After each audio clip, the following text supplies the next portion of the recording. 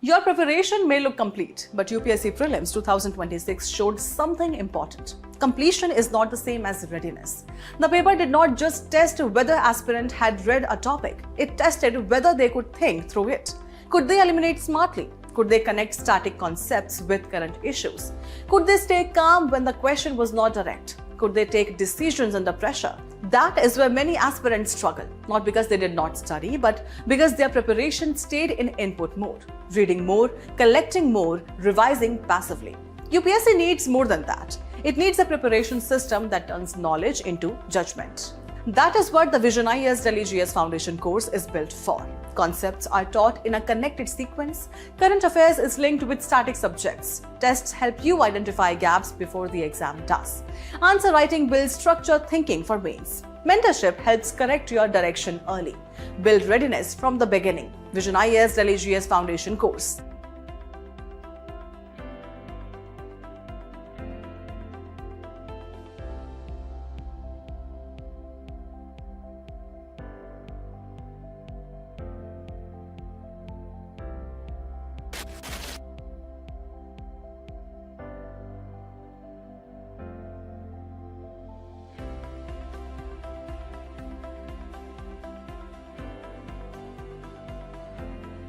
Hundred case studies or random practice, what actually improves your ethics score?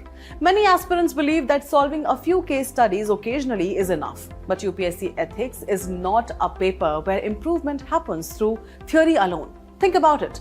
Can you become a better cricketer by watching matches? Can you build strength by reading about workouts? Of course not. Performance improves through deliberate practice. The same applies to ethics. Random practice may expose you to a few situations, but consistent practice across a large number of case studies help you identify patterns, improve stakeholder analysis, develop balanced judgment, and build confidence in decision making.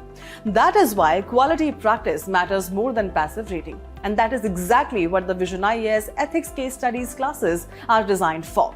With more than 100 ethics case studies, structured frameworks, expert guidance, and continuous discussions, the program helps you develop the practical skills that UPSC expects in GS4. Because ethics becomes scoring not when you read more, but when you learn how to think, analyze, and write better. Join the VisionIAS Ethics Case Studies classes, starting from 18th June at 5 p.m. For more information, visit our website or call us on the given numbers.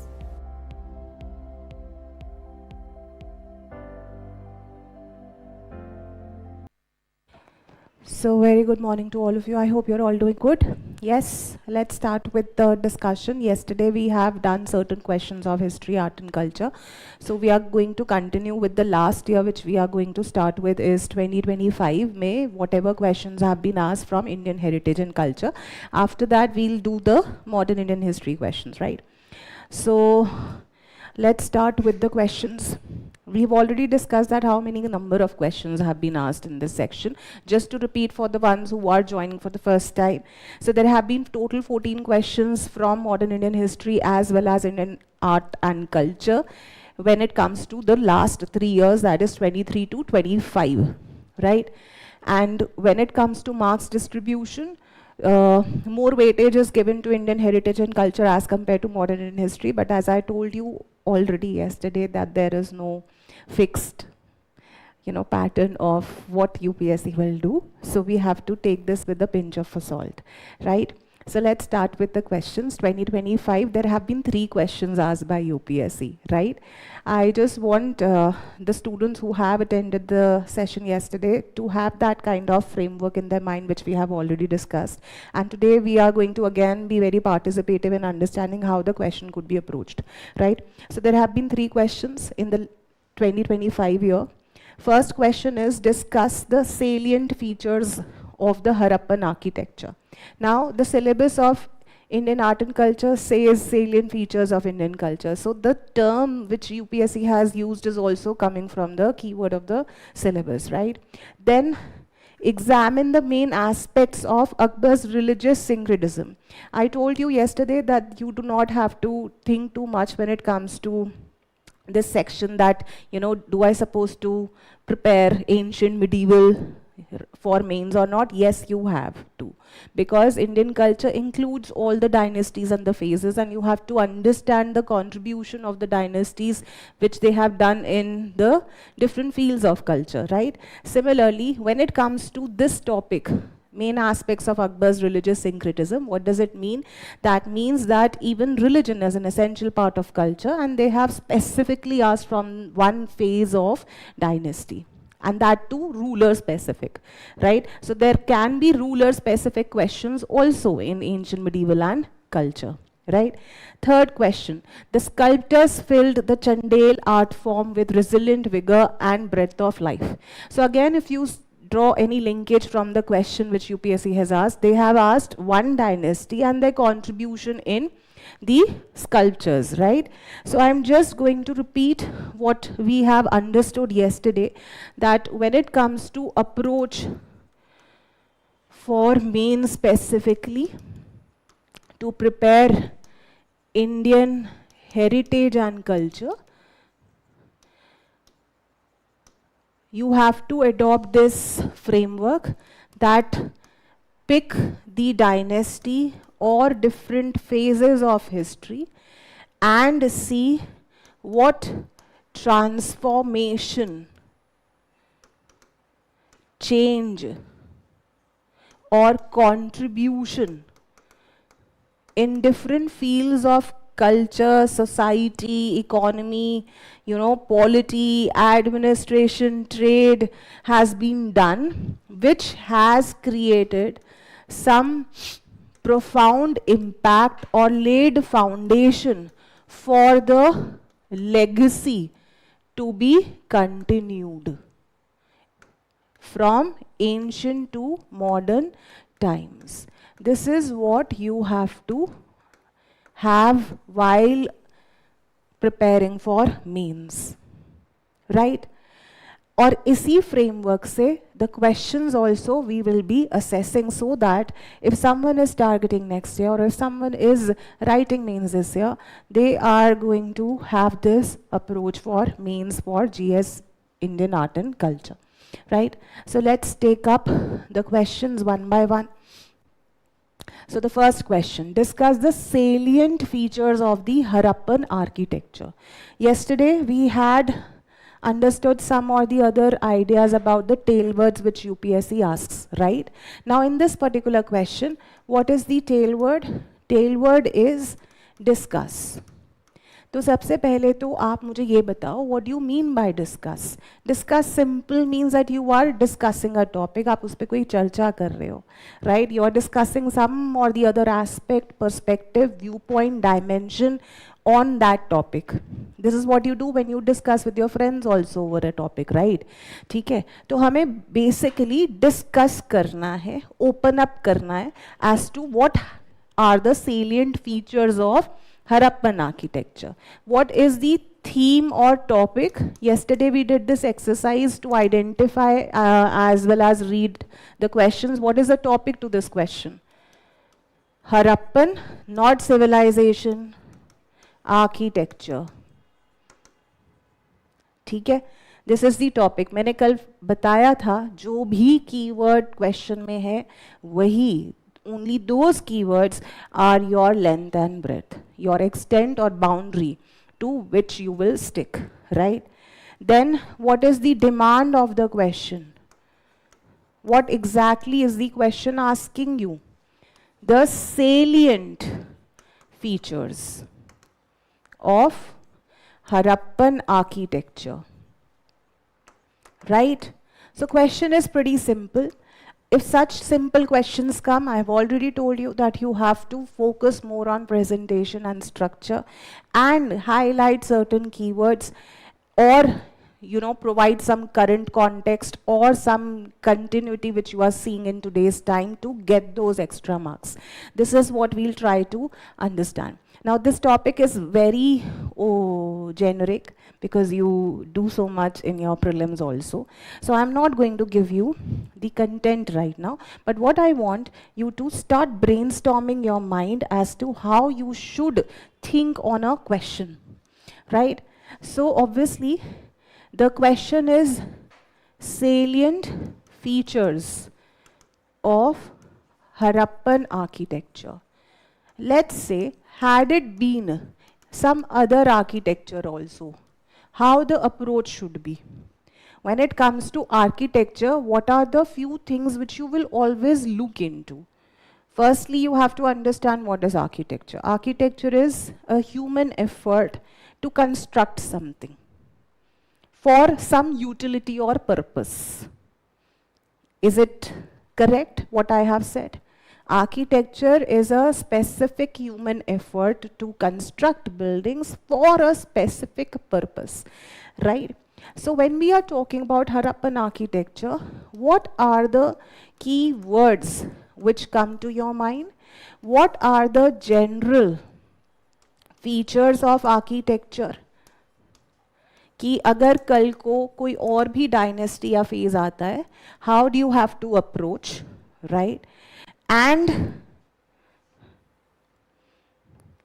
certain structure, presentation, which should go when the question is in this format of salient features, right? Let's first start with general features of architecture. So architecture we've understood. Now, when we talk about architecture, obviously there is an element of buildings. That means their type of different buildings constructed, different purpose of the building for which the buildings are constructed. Next, the kind of material used for construction also has to be understood. When you are doing any phase of history with respect to architecture or buildings, what material has been used, right? Harappans क्या use करते थे, Cholas क्या use करते थे, Pallavs क्या use करते थे, Guptas के time पे what was the primary material used? This is what clarity you need to have when you're doing architecture. What else do you think is part of architecture? Huh? Planning? No, I'm not talking about the keywords which will go in the answer. I'm talking about the general features of simple architecture. एक हो गया buildings, type of building, whether secular, whether religious, whether public, whether private buildings, right? What kind of material used? Then what is the other aspect? Yes, very good. So basically, here we are focusing on the structural engineering used for constructing buildings. Let's make it very simple according to these three ideas. Now these three ideas give you different perspectives. Yes, I'm just opening this for you. Now, when you talk about type of buildings, what do you mean by type of buildings? Whatever keywords are coming to your mind. Administrative buildings, very good. Religious buildings. Secular buildings. Public buildings. Private buildings. These are all keywords. Utility buildings. These could be the type of buildings, certain keywords which can be used. What is the purpose of the building? Will also come from here. Whether the purpose is religious, whether the purpose is administration, whether the purpose is providing some kind of welfare, community parks. This is what is purpose of the building also. So it depends on what kind of question is asked, right? What kind of material used? Marble हुआ है, granite हुआ है, limestone हुआ है. What, right? Structural engineering में technique used in constructing buildings. जैसे I don't know how many of you know that there is this Ramappa temple which has been given UNESCO World Heritage Site status. Now why has it been given World Heritage Site status? Because of one of the idea is that it used this sandbox technique to construct it. So certain techniques which have provided some kind of the innovation which was not found right? What else in structural engineering? Plans or stories or levels of building. Whether the buildings were sustainable or not. Whether the buildings were resilient to climate disasters or not. That also is part of structural engineering. ये बात समझ में आ रही है आपको? है ना? So this also needs to be focused when doing architecture, right? Then what else do you think could be part of structural engineering? Influence from other styles of construction. Yes, whether they use the previous method of constructing building, whether there was some indigenous technology used or style used, or was there any foreign influence or method. Bas khatam. This is what is brainstorming. कि सब कुछ you cannot rote learn, you need to have templates. Now fix this for every dynasty. Architecture started with Harappans. Why? Because usse pehle to we were not having architecture. The prehistoric man was using natural cave shelters to survive. And even if in Chalcolithic phase, the construction started to happen, it was made up of mud, right? Like a wattle, houses. Not of this level, right? ठीक है? So obviously architecture will start from Harappan phase. उसके बाद significant dynasty which has contributed in architecture would be Mauryas. Then post Mauryas के time पे कैसा architecture था in terms of art and architecture, schools of art basically, sculpture, not architecture technically but schools of art. Then Guptas, Nagara style temple. In the south, Pallavas, Dravidian architecture. Then when we talk about Vesara style, that is again Deccan, Hoysalas, Kakatiyas, Chalukyas, right? Okay, they will have some or the other styles.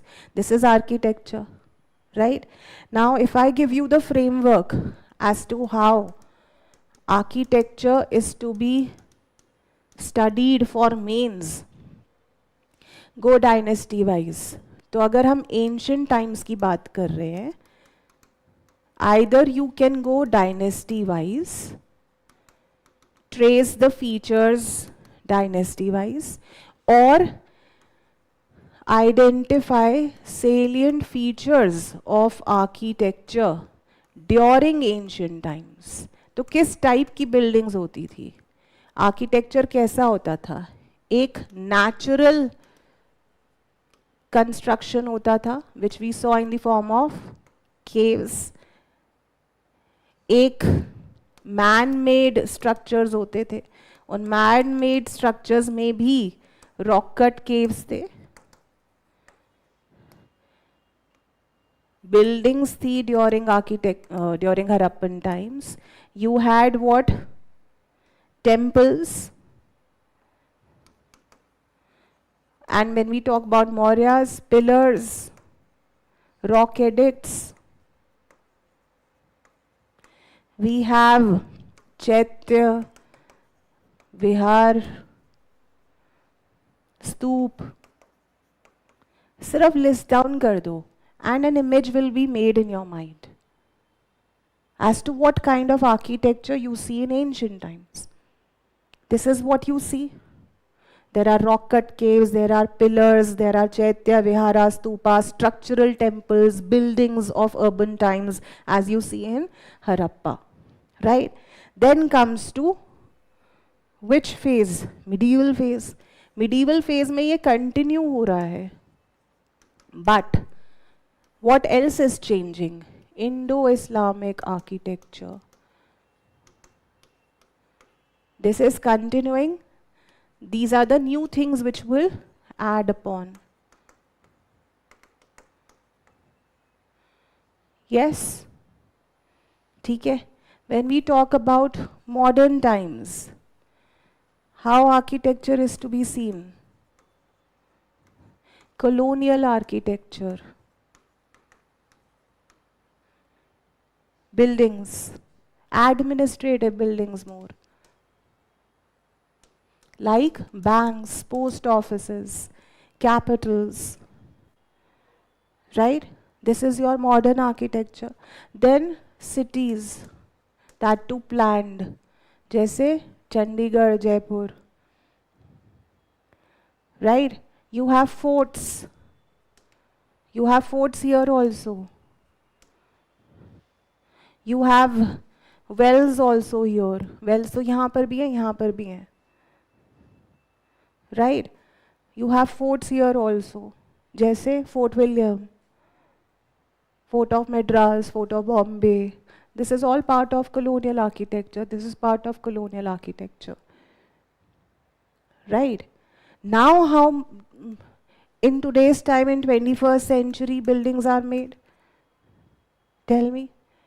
They are more disaster resilient. They are more disaster resilient. Green buildings. Green buildings. You have this sustainability aspect,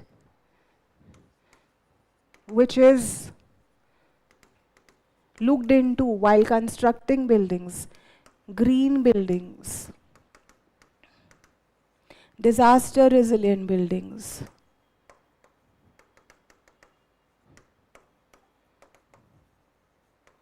Buildings for poor, low cost housing. So this is how you make in your mind about architecture. Right? Okay? So this is the macro approach which you all should have when you are doing any topic, I feel. Not necessarily history, but any topic. पहले topic को समझो. Then you fit in the keywords. Right? Okay? Now the question is on salient features of Harappan architecture. Right? अब मुझे बताओ कि what comes to your mind from your prelims knowledge? Whatever keyword is coming with respect to Harappan architecture. Yes? Come on. Citadel. कोई बोल रहा है Great Bath. Urban planning. Town planning. Or granaries. Or wells. From fire altars. Harappa में. Are you talking about the exception or are you talking about the norm? तो हम exception नहीं कर रहे ना. Question क्या है? ठीक है? Salient features. You can talk about dockyard. Because there was trade. It was an urban economy.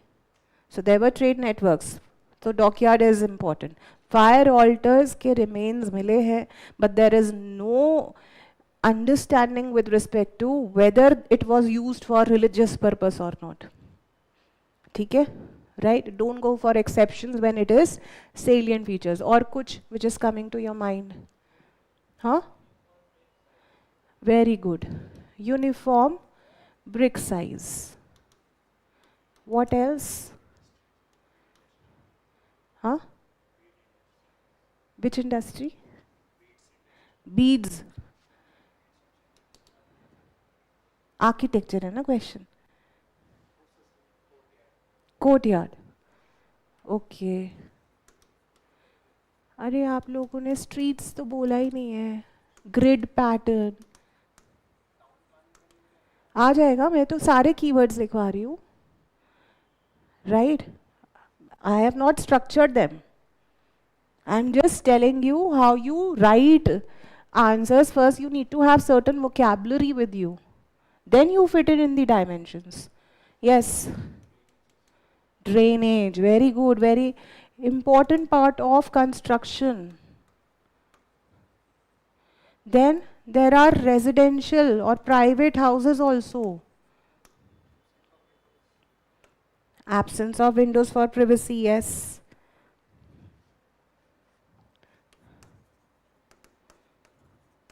Then great bath.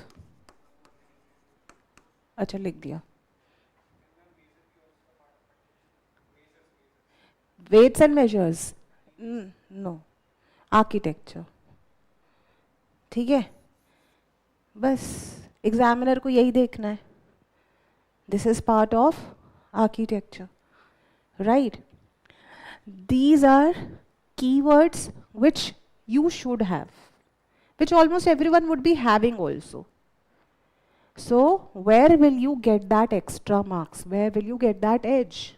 Edge will come again here in this generic type of question from your structure presentation, from your introductions, from your conclusions. Because when everyone is going to write the same thing, then from where are you deriving those extra marks? From intros and conclusion and from structure presentation.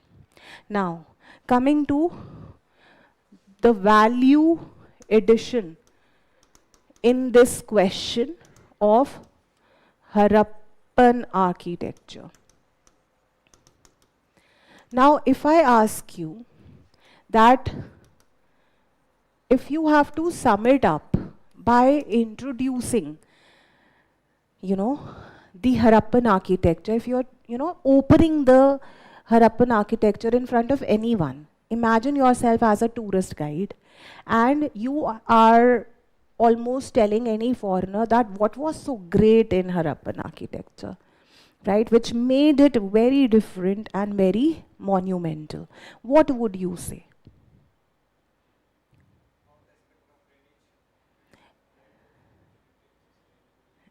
हाँ बोल सकते हो. Utility and sustainability. Very good. This is what I am asking.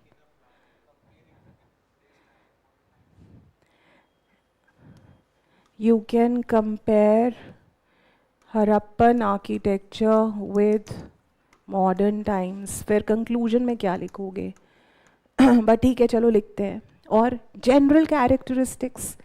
One is this, utility and sustainability. Then, what is unique in Harappan architecture? First thing, it was indigenous. Whenever you do architecture, whenever you do art, you always have this element, no, that we've been influenced by, let's say, Central Asia, we've been influenced by foreign dynasties. But here we were not influenced. Despite of having contemporary civilizations like Mesopotamia and Egyptian civilizations, we were not having any similar structure like them. This is providing uniqueness to the Harappan civilization. Yes. Structural engineering methodology could be compared, but type of buildings was nowhere seen. For example, when we talk about pyramids, did we have pyramid type of structures? No. So it was indigenous in nature, orientation, which served the purpose of the civilization. What else?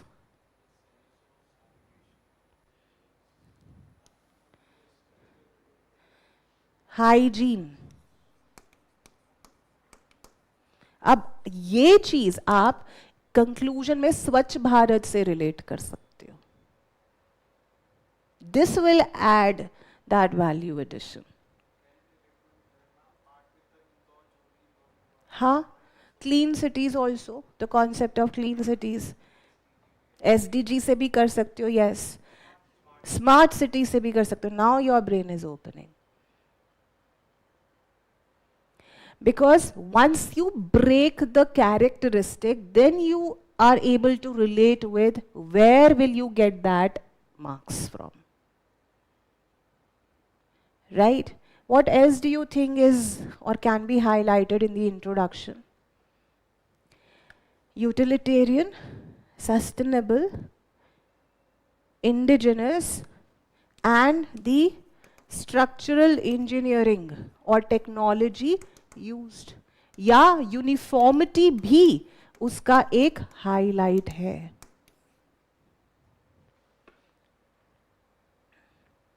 Right? This is how you open your introduction.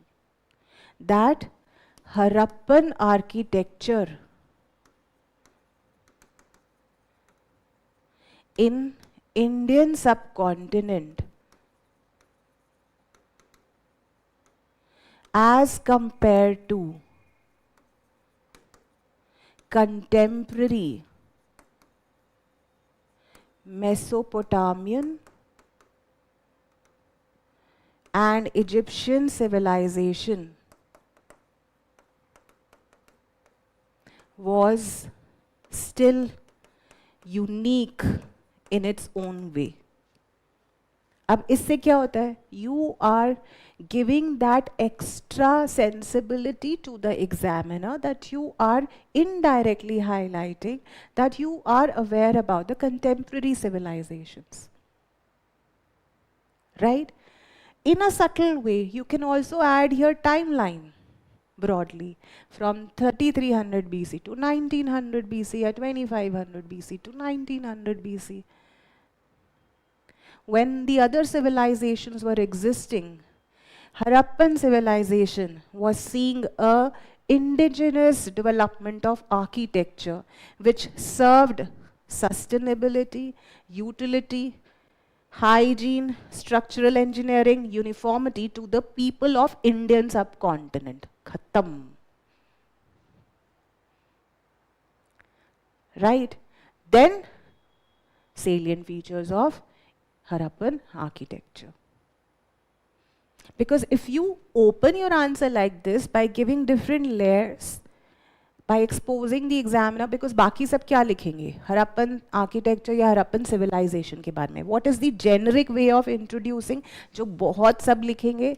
Harappan civilization. They'll write timeline either. Is dated from this to this. It emerged on river Indus. That's why it is known as Indus Valley civilization. या तो ऐसे लिख देंगे introduction, या फिर archaeologist behind the Harappan civilization. इससे ज़्यादा क्या generic हो सकता है? But is this contextual? No. यही मैंने आपको कल बताया. This is generic. This is not meeting the demand of the question. Demand of the question is salient features of Harappan architecture. To highlight the uniqueness of Harappan architecture in the intro itself. And then open the salient features which we have already discussed by dividing them in these three formats. Type of buildings, secular buildings भी हैं, give example. Religious building भी है, जैसे Great Bath is considered by historians as it could be serving religious or ritual purpose. बस ये examples हैं.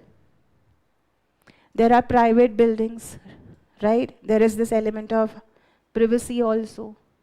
फिर again, the purpose of buildings, economic purpose भी होता था, like dockyard. Points है. Hygiene, sustainability, environmentalism, ethos are also reflected in the buildings of Harappa. जैसे drainage system, sewerage, water harvesting, जिसकी वजह से ढोलावीरा को UNESCO world heritage site status मिला. Remarkable water harvesting system. This is the environmental ethos which we are still carrying forward since Harappan times. और वहाँ से link कर दो. Right? Green building से, smart cities से, drainage से, disaster resilient building से, वो आपका conclusion हो जाएगा. You also highlight UNESCO has given Dholavira the World Heritage Site status for its unique water harvesting system, which talks about Indians always giving respect to environment. Sustainable development has always been looked after from ancient civilizations. So like that you can write. ठीक है? Clear? So this is what you have to do. Question होते generic ही हैं कुछ तो, but how you presented gives you that, extra marks. तो ये एक introduction है. Harappan civilization 2600 to 1900 BC, also known as Indus Valley civilization. It is contemporary to many world civilizations like Mesopotamia, Egypt. It shows remarkable urban planning and architectural sophistication. Right? फिर again, indigenous है, utilitarian है, modern engineering has been used. Right? So you just open such things with introductions itself. Salient features, urban planning है, grid system है, citadel, division of towns. Right? Architecture, residential architecture भी है, rural houses were mud brick. Material क्या use होता था? Baked bricks. Stone bricks also, mud bricks also. Right? ठीक है? Standardized construction materials. Public and specialized structures, जैसे Lothar's dockyard was a specialized structure. Great Bath was a ritual structure. Right? Granaries was for public welfare. Granaries acted as a storehouse. ठीक है? जो आज के time पे food corporation of India करता है, PDS system है, वो वहाँ पर भी था. Link it. Put it in conclusion to get that mark. Right? ठीक है? So relate every feature with what you are seeing in modern day times. Because this is the continuity or legacy which you have to trace. You don't know what kind of question could be asked.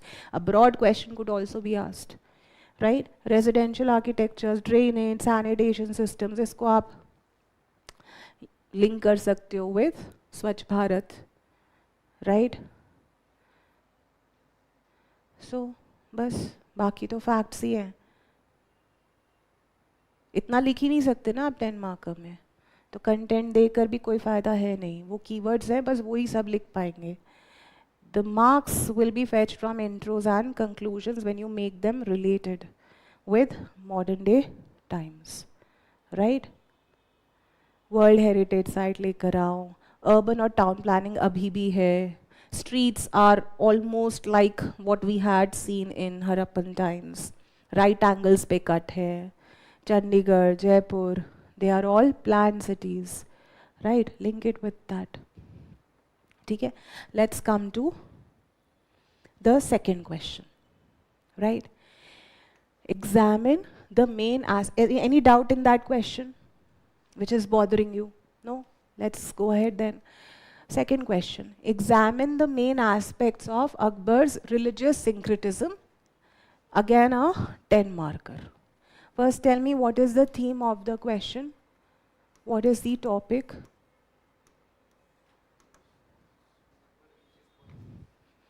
मैंने क्या बोला है? जो keyword है वो ही बोलना है. Akbar's religious syncretism. Right? Simply putting it, yes, Akbar's religious policy. Right? Next, what is the demand of the question? ये है tricky. This is an implicit question. It's not an explicit question कि आप general features of Akbar's religious policy लिख दो. वो तो generic answer हो जाएगा. That will be a generic answer.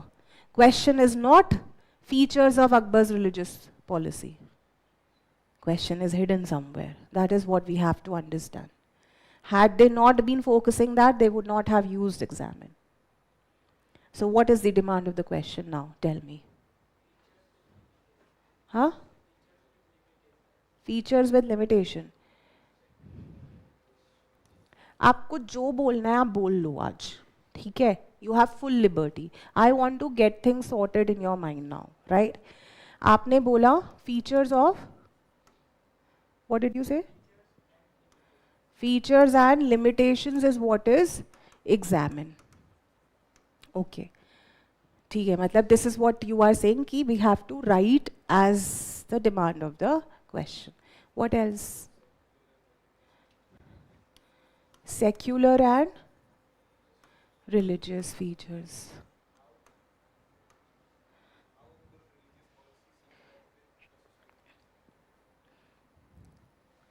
You are saying that we have to answer somehow.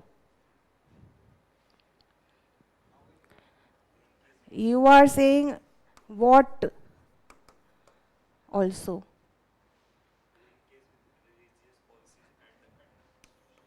Link with religion and administrative policies. बहुत अच्छी बात है, आप ये कर रहे हो, बोल रहे हो, and I am doing this exercise with you. और बताओ why is the reason of Akbar's religious policy. ऐसी ही पॉलिसी अकबर क्यों लेकर आए? व्हाई? डन. अब देखो, this is where the challenge is. Same question, different understanding. Someone will think that they have written the answer. Someone will think he or she has written the answer. बहुत अच्छा लिख दिया हमने, मगर question नहीं पता हमें. क्वेश्चन है examine the main aspects of Akbar's religious syncretism. सबसे पहली चीज, let's understand the use of the word examine, the simple meaning of it, and how do you examine in topics of history, right? What is examine? I have already told you yesterday. Understand the word related in daily routine life. Examine. Doctors examine the patients. Your answer scripts gets examined. That's why he's known as examiner, right? तो examine के process में क्या होता है? Problems are highlighted, issues are highlighted, the root cause is identified कि problem है कहाँ, right? What else? Any resolution to solve that issue or problem. मतलब medicine भी चाहिए आपको उसको solve करने के लिए. Examine कर रहे हो ना आप किसी चीज को, right? You highlight the positive or negative, advantage or disadvantage. It depends on the type of question and the topic and the subject also. These are the general steps to examine anything. Problem, issue, what is the root cause, resolution through medicine, solutions, suggestions committee के, positive, negative क्या है, what are the advantages, disadvantages, again what are the challenges, how do we resolve it. ये होता है examination. अब what has happened. Let's understand the use of the word examine in history now. What has happened has happened. You can't undo. You can't resolve. Can you resolve anything? No, that's not required in history, right? So what will examine require from you in history topics? What, why, how, and impact.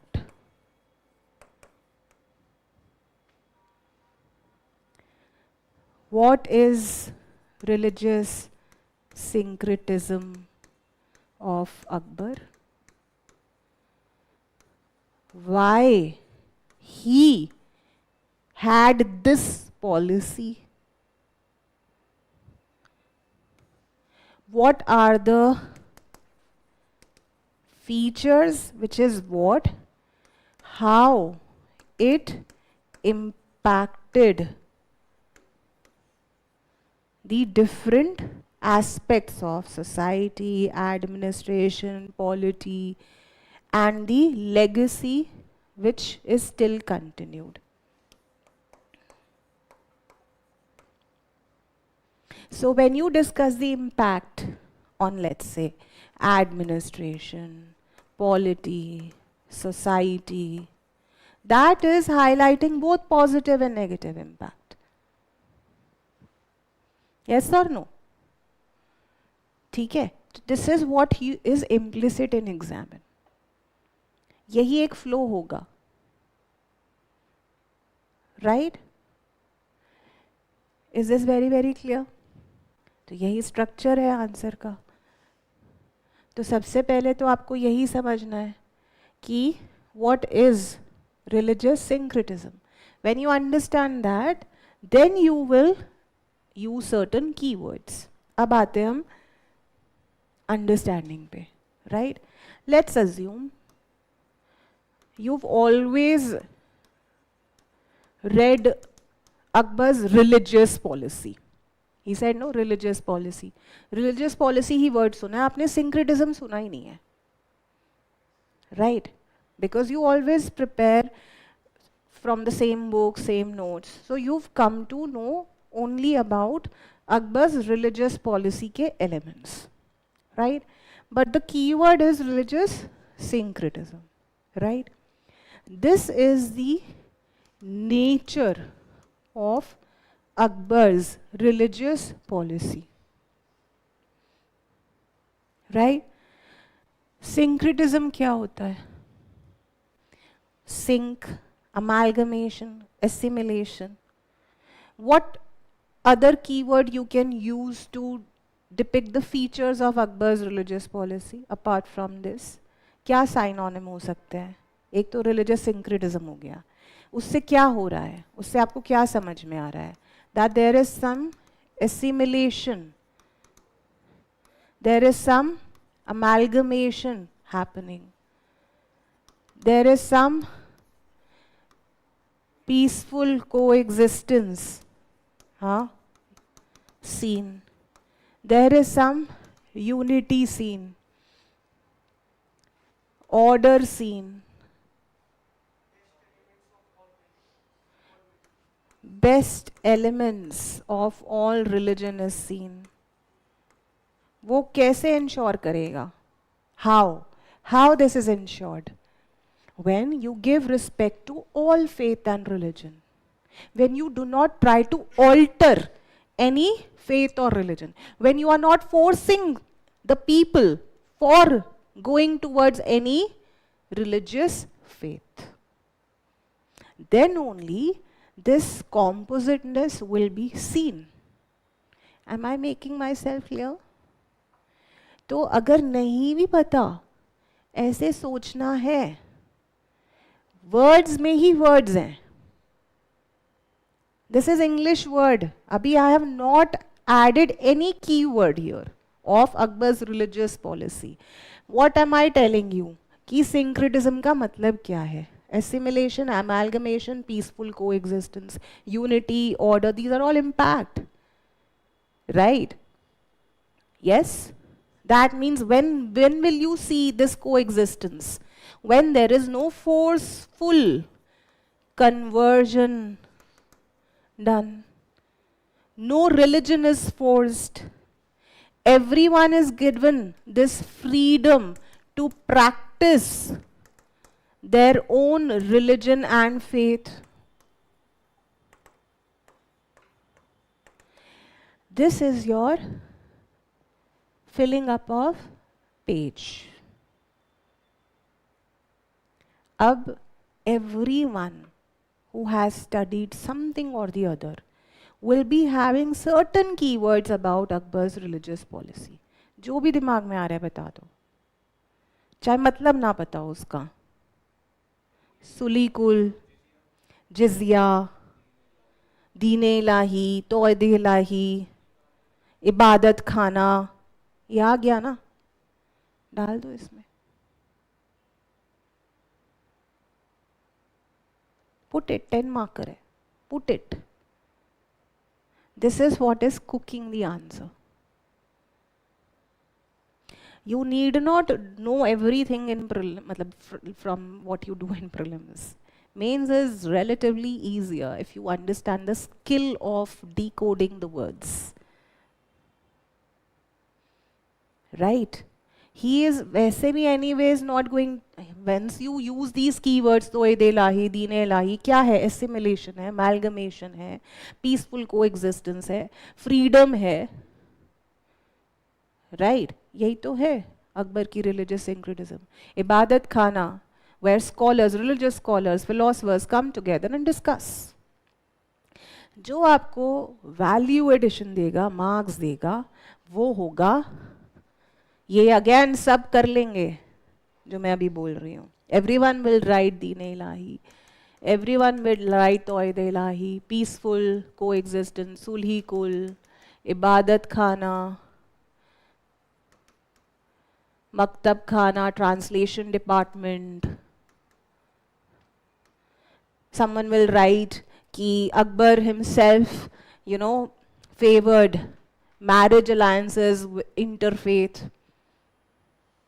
Right? That is also what he proposed for the people, for his administration. He also maintained the same policy in his personal life.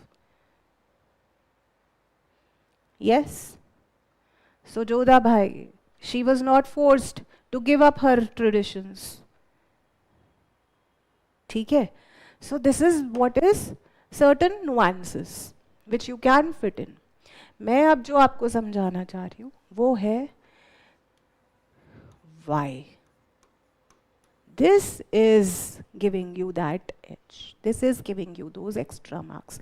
Why of all the Mughal emperors, Akbar had this policy? ये है सोचने वाली बात.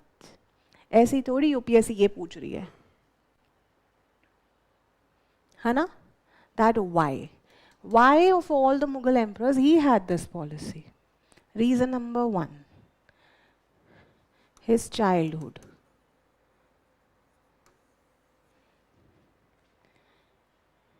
His tutor's influence. So Humayun appointed Abdul Latif as his tutor, and he was liberal in his outlook. And because he was liberal, Akbar also was liberal in his outlook towards different religious faith. Right? This is extra point which will come from your hard work. Deeper understanding. Right? Second, he was dyslexic. He couldn't write properly. That's why Ibadat Khana, religious discussions. That's why Maktab Khana, translation department. That's why illustrated manuscripts, because he couldn't read and write, understand properly. So manuscripts were illustrated. Matlab books were painted for him.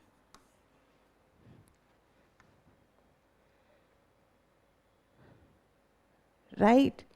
He was curious. He always wanted to know things. Right? That's why his policy, religious policy, was assimilated. He picked good elements of every philosophy and faith. Even he was drawn towards Bhakti and Sufi. आप Sufi teachers के नाम दो. It was not only main religion, but Bhakti Sufi also he was drawn to. He celebrated religious festivals like Holi, Dashera, because of his Rajput affiliation. क्यों? Jodha Bai. Right? Yes, that is also one of the reasons. उसमें मत जाओ, इतना लिखने का scope ही नहीं है. लिख सकते हो मगर ये भी पता होना चाहिए, because when you talk about religion from ancient to modern times, if you are trying to understand the characteristics of religion, right, you will never be skipping this Akbar's religious policy. I'll tell you the way to streamline your mains preparation based on how the questions are given and how in the short span of time you can still prepare for mains. And if someone is targeting 2027, so they have time, right? So don't worry about that. Why focus hoga? Why this policy? What is this policy is the feature, and then impact and the legacy. Impact.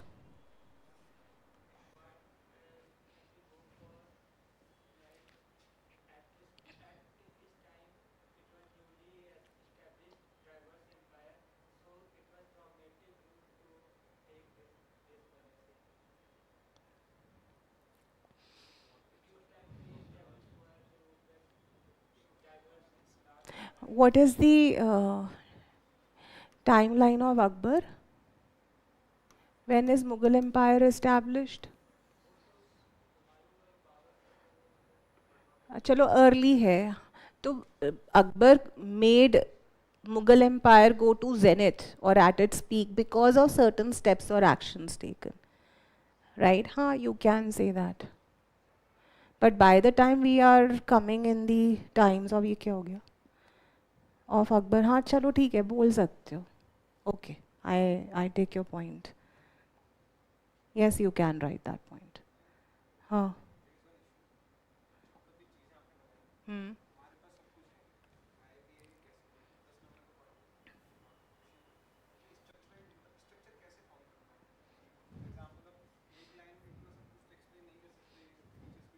दिखा रहे हो. Intro लिखोगे. Intro में what will you highlight? His religious syncretism or the theme of religion, right? Akbar ruled a vast multi-religious empire. You are not going to write India. You are going to highlight that why this policy, because unlike other Mughal emperors, he acknowledged the uniqueness of Indian society. He knew that India is a multi-religious country.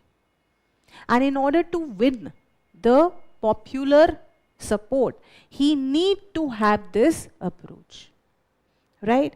So religious empire in the late 16th century expanded Mughal power across North India, realized that durable rule required harmony across different faith. तो multi-religious word आपकी introduction में होना चाहिए, right? Second, Akbar's reign time दे दिया 1556 to 1605 marked an era of composite and liberal outlook towards different religions ranging from Hinduism to Buddhism to Zoroastrianism. He also patronized Christianity or Christian painters or Europeans in his court. Right? That led to religious syncretism. ये intro हो गया. अब structure. Why? Why multi-religious India? Why? Because of his childhood impact. Why? Because he was dyslexic. Why? Because tutors' influence. Then next element, features of religious syncretism. उसमें आएंगे आपके keywords. Right? जैसे ये है आपका religious syncretism. Philosophy of Suli Kul. Universal peace. Peace with all. Giving respect to all equally. All faith. In his court, oaths could be taken not only by keeping their hands or in the name of Quran, but also Gita. These are the symbols which reveal or gave this distinction to Akbar's religious policy. Right? Inter-religion dialogue. Second point. यहाँ लिखोगे इबादत खाना. Discussions and debates.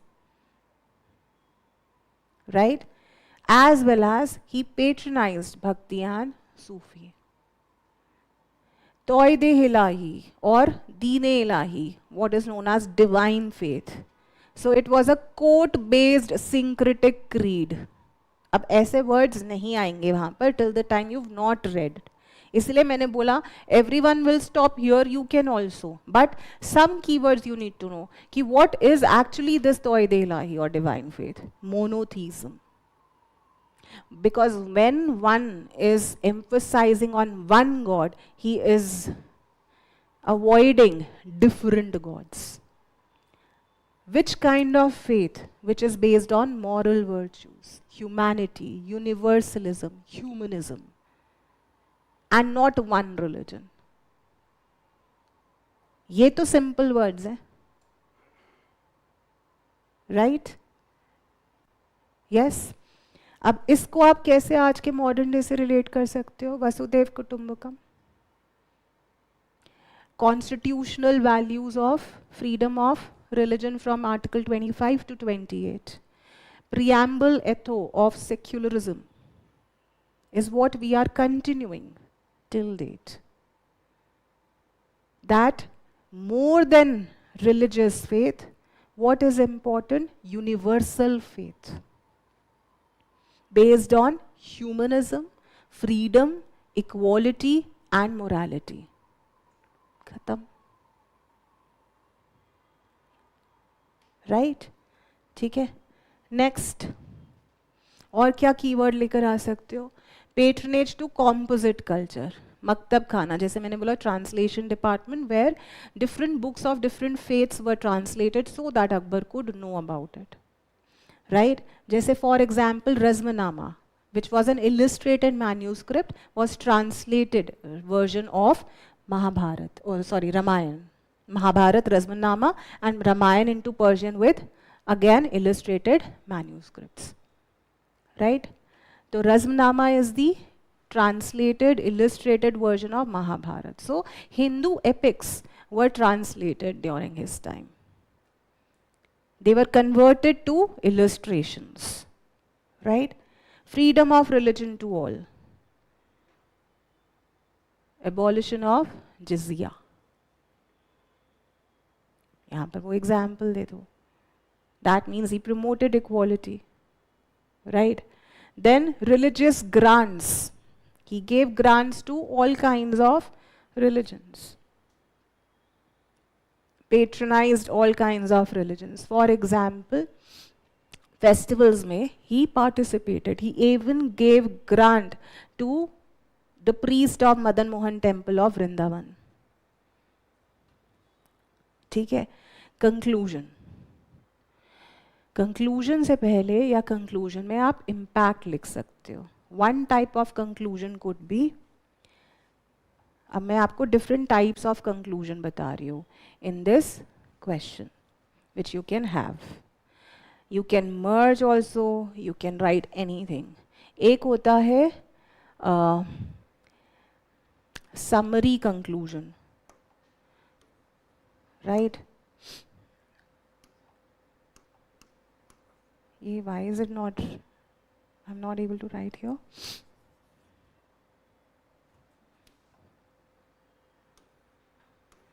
एक होता है summary form of conclusion. उसमें क्या होगा? That you are summarizing the features of Akbar's religious policy. So Akbar's religious syncretism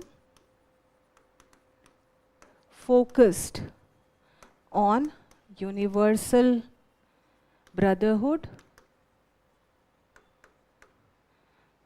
peaceful coexistence,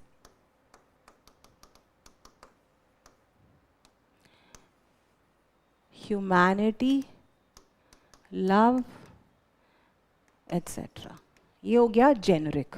this is generic conclusion. जब कुछ नहीं आता तो आप ऐसे करने मतलब you write it like that, right? This is one of the way. This is not going to give you marks, mind you, because you already discuss this. उससे अच्छा आप कंक्लूड करो ही ना, right? Another impact based conclusion. Although the question is not asking you, but just because it is examined and this is followed by Akbar, till the time you don't highlight some or the other impact, your answer again will not be complete. So this is also one of the ways to conclude, where you are in a very subtle way highlighting the impact. So Akbar's religious policy led to what? Political consolidation.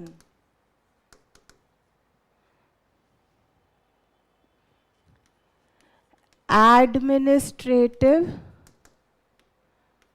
diversity. ये कैसे? It opened offices for all faith or religion. Then religious peaceful coexistence. बस ये भी हो सकता है। आपने impact बता दिया। यस। देन होता है लेगेसी और कंटिन्यूटी टाइप ऑफ कंक्लूजन। उसको आप लिंक कर दो दैट द एथोस और values of Akbar's religious syncretism still valid today. कैसे? Constitution में Article 25 to 28 emphasizes freedom of religion to all. Preamble में value of secularism. नेशन की फिलॉसफी व्हाट? वसुदेव कुटुंबकम, कुटुंबकम।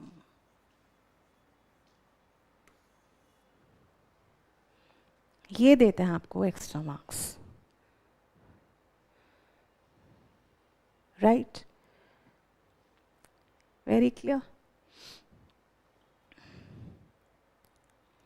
आगे बढ़े।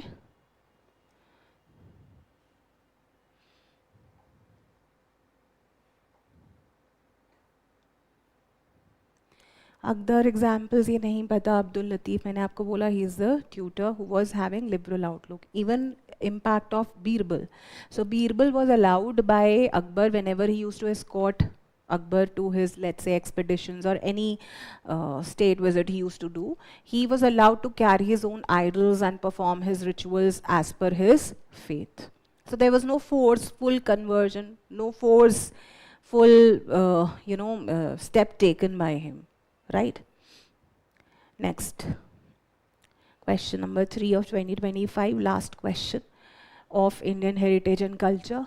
The sculptors filled the Chandel art form with resilient vigor and breadth of life. Elucidate. Right? Now what is the theme or the topic? Any doubt in the previous question? Clear ho gaya? What is the theme or the topic? Chandel art form.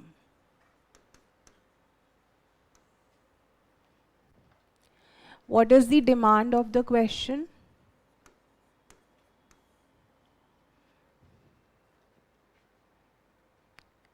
Only take the keyword from the question. You have to what? Elucidate what? कि Chandel art form में क्या depict हो रहा है? Resilient vigor and breadth of life. right? Now, what is the tail word? Elucidate. What does elucidate mean? Examples. Highlight how it is happening. Yahi hai question. Yes, this is how you read it. This is how you break it. Now, problem कहाँ आती है? Chandel art form के features लिखते हैं हम, वो generic answer है. You have to justify the keywords which the examiner has put in the question. Otherwise, he would have asked you, na, simply कि discuss the features of Chandel art form. उसको नहीं चाहिए ये. उसको चाहिए how are you assessing, how are you knowing what is unique in Chandel art form, which makes Chandel art form worthy of being asked. ठीक है? Right? Now, what is vigor?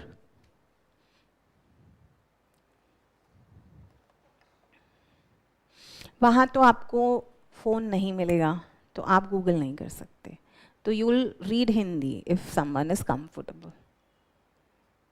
अभी you are not in the examination hall. I am not going to tell you the meaning. You search Google what is vigour. Vigour means thrust. Check it, no? Check it. What is vigor?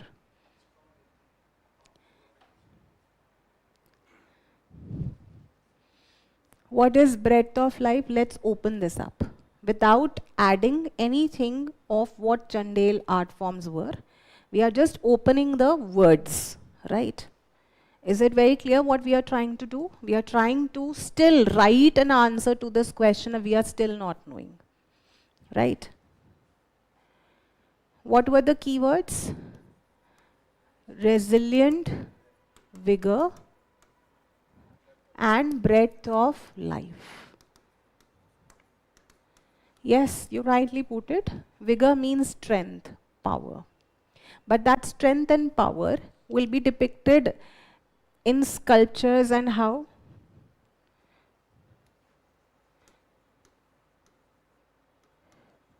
Muscularity. Naturalism. The sculptures look like the way human bodies were. Natural.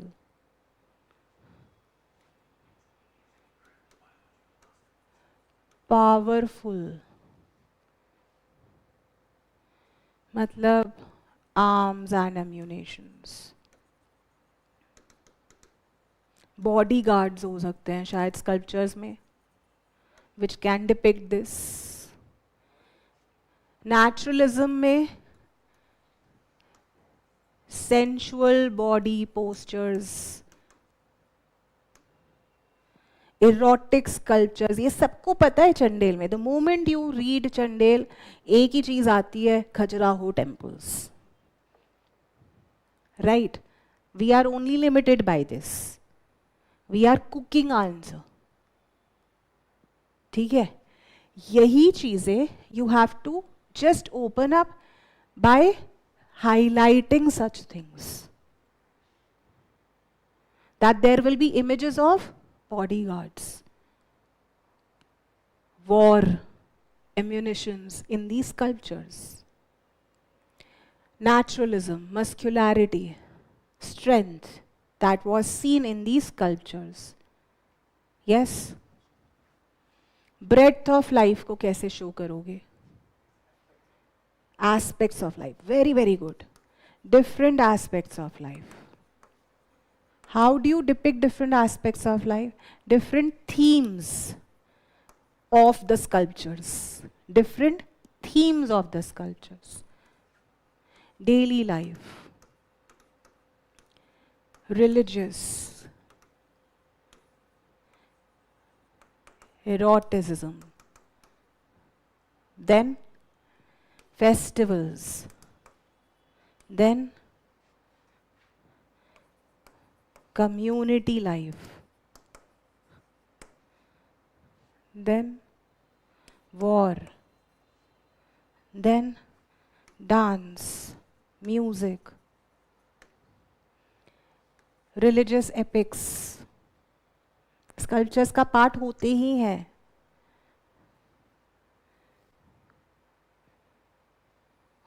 आ गया ना content? कुछ नहीं करना है, English आनी चाहिए. Examples. I'll add examples. Exam hall में ही कर रहा है ये. Example नहीं आता. Okay, I will take out examples from you. Don't worry. Right? Is this understood? Now, you are going to answer me. What do you know about Chandel? Starting from the scratch. Don't limit yourself with sculptures. Tell me anything about Chandel which you know.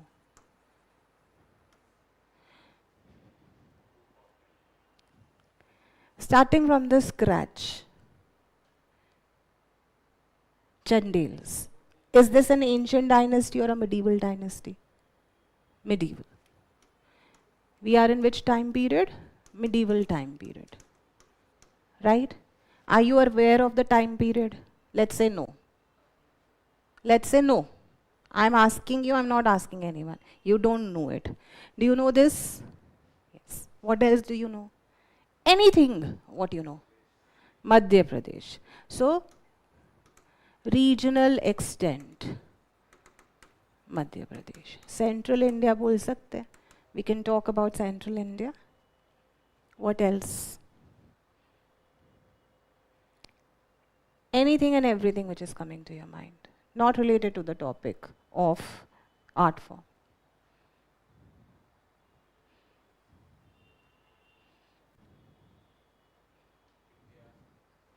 Vindhyas, okay.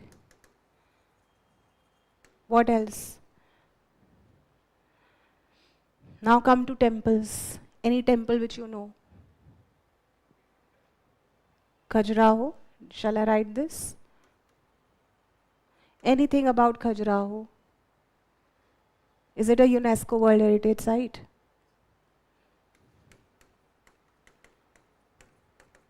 What else? Any other thing about Chandel? Any other temple if someone knows other than Khajuraho? Huh? Jai Jagbhukti. Okay. Bravery and warfare. Huh? Mahoba region. Kalinjar fort सुना है? और चंडेल के बारे में सबको जो भी पता है. Now you have to participate, everyone. Whatever is coming to your mind. Temple, fort, architecture, sculptures, themes though we have identified. Let's assume you only know this. You only know this? ठीक है?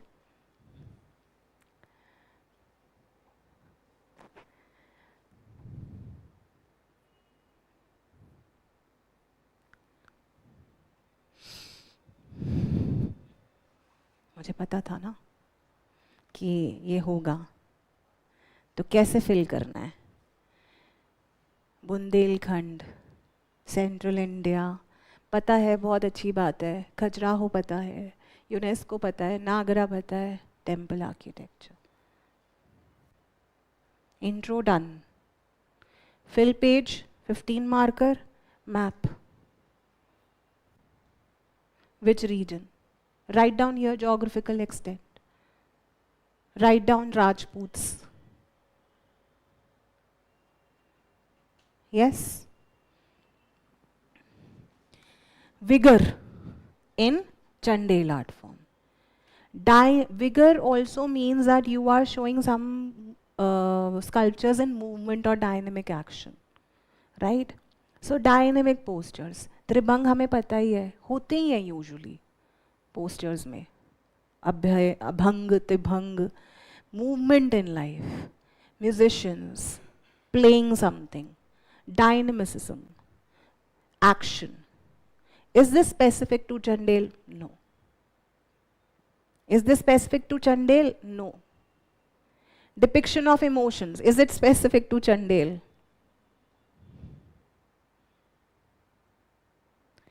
Shift from rigid and frontal description of faces to contoured faces, smiles, shape of eyes. This is why it is natural. Chandel's sculptures look like as if things are happening in front of you. Emotions, inaction, movement. Is it specific to Chandel? No. Mithun, erotic sculptures. Is it specific to Chandel? No, you otherwise also see them. But not in large numbers as what you see in Chandel temples. Narrative and action-filled panels. Ramayan, Mahabharat की भी themes है, celebration भी है, daily life भी है. Is it specific to Chandel? No. Chandel का specific यहाँ पर है. That has nothing to do with the question topic mainly. Breadth of life. क्या क्या हमने examiner को बोला हम answer कर रहे हैं. What? Vigor and breadth of life. Secular and religious and domestic scenes. हाँ बच्चे खेल रहे हैं, makeup apply हो रहा है, grooming हो रही है, there is some mirror with which you know lady is grooming herself. होंगे ही वो वहाँ पर. नहीं भी होंगे, it's not going to matter. He's only going to see this. Anywhere have I used Chandel? No. Erotic and tantric iconography. This is academic vocabulary, which I am telling you that you need to have. This is the skill of writing. Jewelry, costumes, hairstyle. Animals भी तो होते हैं sculpture का part. Lion, elephant, nandi, होगा ही होगा. Bull होगा. This is specific. Nandi in front of Vishwanath temple, Varaha image in Lakshman temple, Khajuraho. But if someone has read NCRT, Khajuraho or Chandel is given in your introduction to Indian art part 1. So you also have to know Lakshman temple of Khajuraho. Right? Bas khatam. Thus Chandel art form provides a perfect example, blend of religion, spirituality, how interwoven in the daily life. Gives us a glimpse of secular life. You have done a fantastic work here if you master this skill. Sculpture as a topic, identify broad keywords, vocabulary which can be put in different phases. This is what it means, if you ask me. Right? Clear? इतना ना ही पता होता है. ये है थोड़ा extra. That's it. Only this much. And I feel that itna to you have to make notes. That you have some content. Dekha, this is the magic. Now, I, although did not intend to show you this, that from where the question has exactly come from, because it has nothing to do with from where the question is coming, because question is a question, it can come from anywhere. You need to have that skill to answer it. तो भाई देखो, UPSC examiners are reading those books which are beyond your reach. And if you think that you can prepare mains or prelims with the help of books which they use, no. You need to have that skill to perform. Clear? यहाँ पर क्या लिखा है? The sculptures filled the Chandel art form with resilient vigor and breadth of life. बस उसको line मिल गई, उसने question बना दिया. अब it's up to you how you answer it. Clear? This is extra. This requires effort. that there are certain centers of Chandel art. Khajuraho is one center, Kalinjar is one center, Ajaygarh is one center, and Mahoba is one center. You are familiar with Khajuraho, you are familiar with Kalinjar, you are familiar with Mahoba also. Right? These are extra. What kind of material is used to make sculptures? Sandstone, marble, granite. उस reason का soil type और rock type पता होना चाहिए. You can still use them. This is extra, specific to Chandel. This, although not asked, but मुझे ऐसा लगता है फोर्ट मिलिट्री आर्किटेक्चर पे इस बारी क्वेश्चन आ सकता है. For those who are preparing for mains this year or going to write mains this year specifically, you have to prepare military architecture because of many reasons I am saying so. One reason is Maratha military architecture. You can get a broad question. This Chola military navy is also very, very important. Right? Then there is this Tankai method, which is in the news, which is the ancient shipbuilding method. So, because of many reasons, you can expect a question broadly on military architecture. So, forts, fort art, that also is important. ठीक है? Clear? ये आप reference के लिए use कर सकते हो. These are all specific examples. कि जैन तीर्थंकर स्कल्पचर्स भी थे, रामायण महाभारत भी थी, हाईली डेकोरेटेड ज्वेलरी होगा ही वहाँ पर ना. ठीक है. salient features, deeper carving, natural body postures, all of that. ठीक है. Sheshashayi Vishnu, Brahma and his consort. If we are saying कि रामायण महाभारत है, रिलीजियस है, तो ब्रह्मा विष्णु महेश होते ही हैं. Use them. Right? Yogi postures, meditative poses, right? That's it. Jain art, Trimurti Vishnu, Ardhanarishwar, ये हैं themes. नायक नायिका, मिथुन, अप्सरा, celestial women, सौंदर्य. By default this is vocabulary or keywords of sculptures. ठीक है? So, any doubt? Now, although we have done of the last 3 years, I am showing you the questions of the last 5 years by telling you that how themes are to be targeted. Right?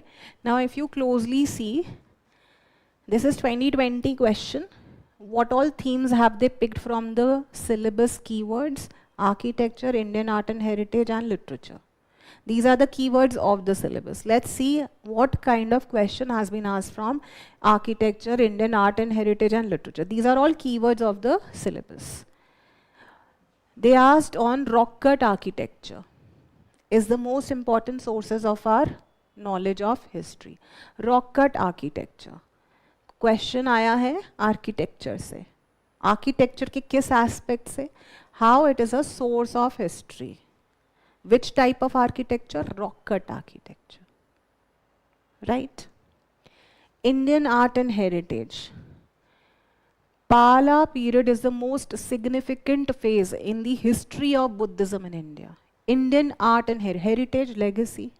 Significant contribution of one dynasty or phase in a period of history. Pala period.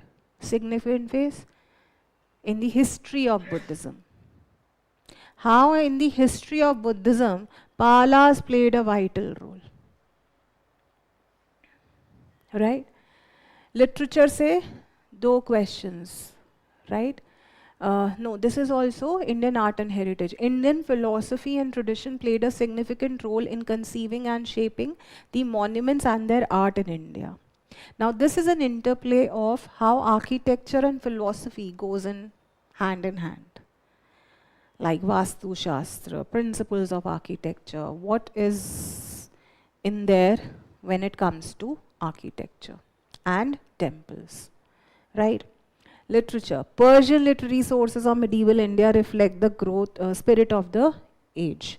मेरे को इसका कोई question का मतलब बताएगा? Persian literary sources of medieval India reflect the spirit of the age. Comment. Comment है.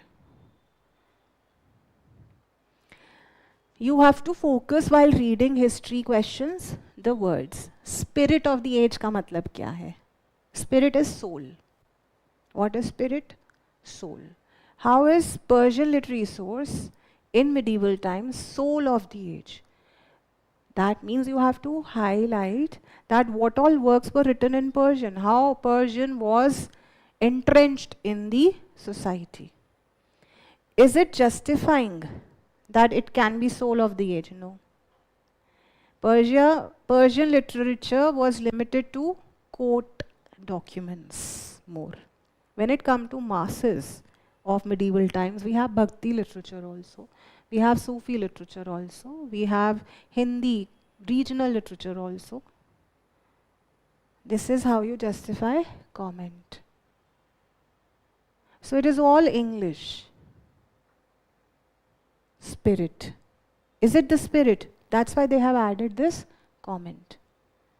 That do you buy this argument or opinion? No. Right?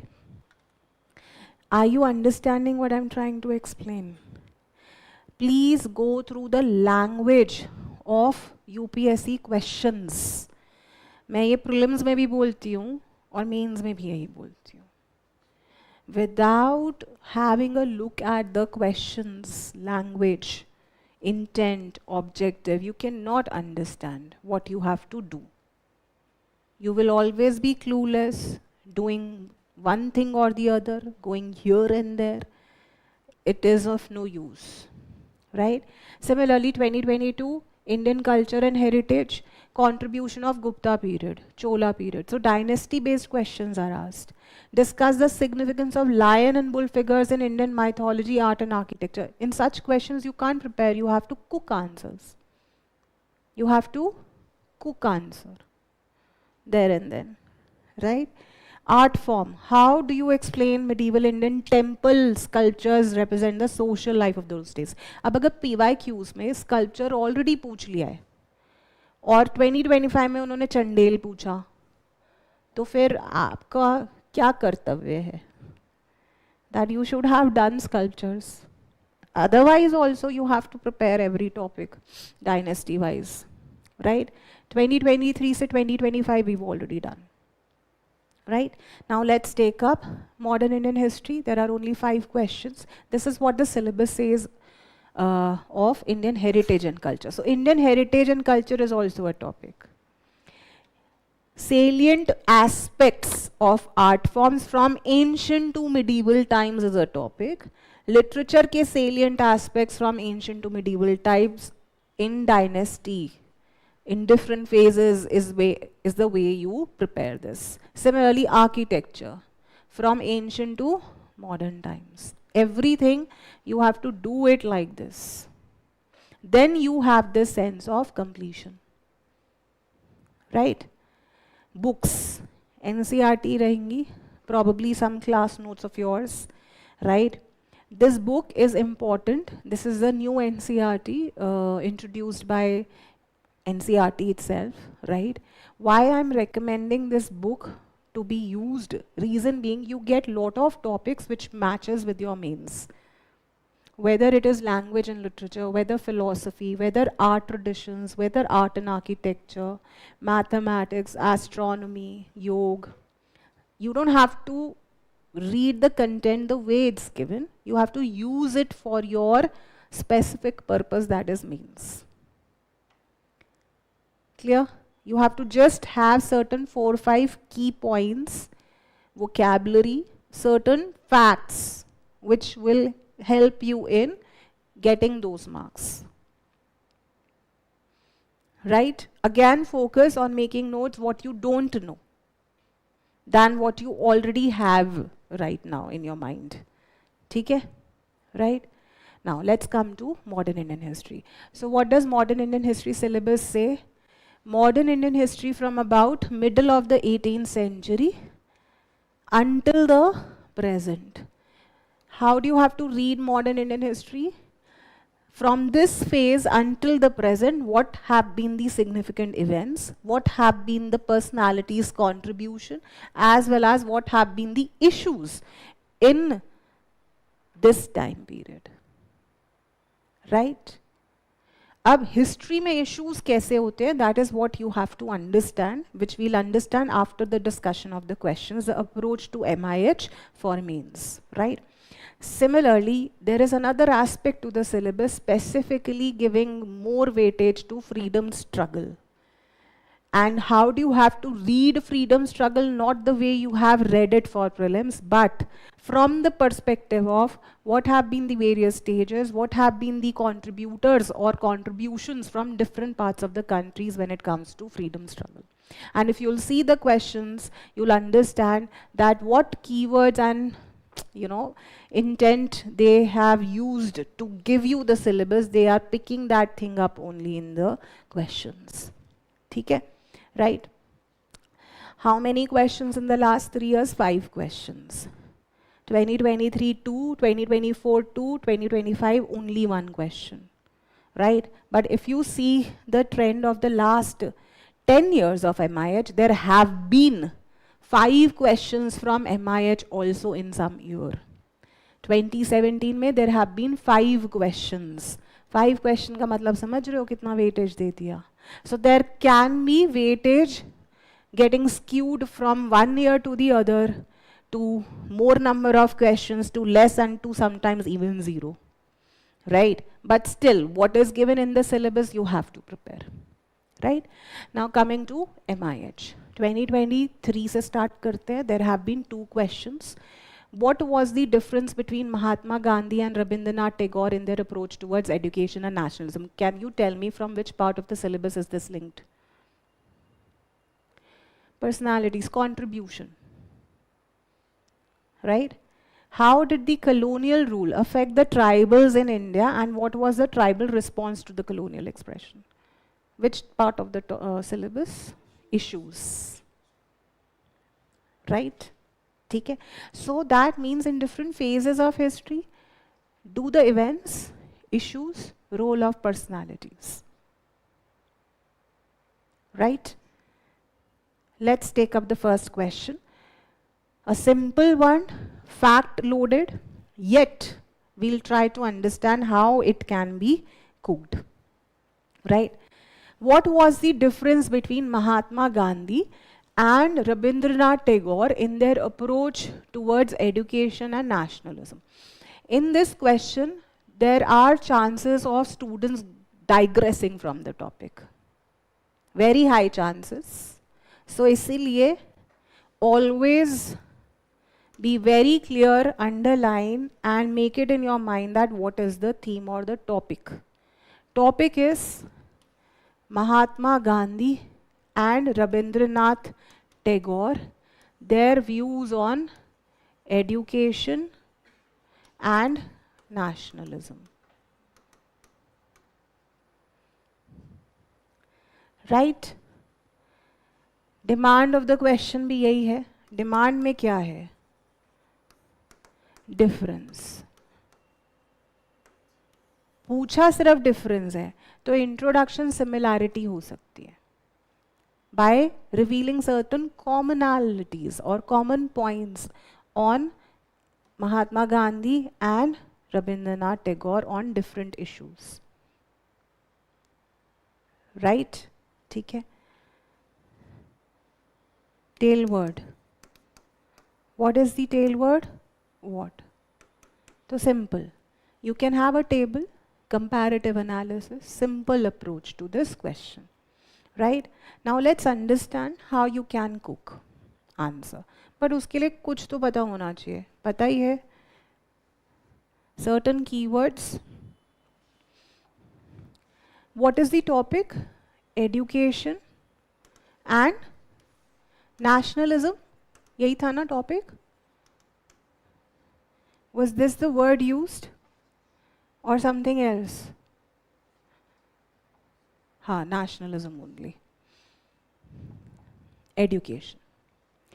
Imagine you don't know about Mahatma Gandhi and Rabindranath Tagore right now. What is the objective of education?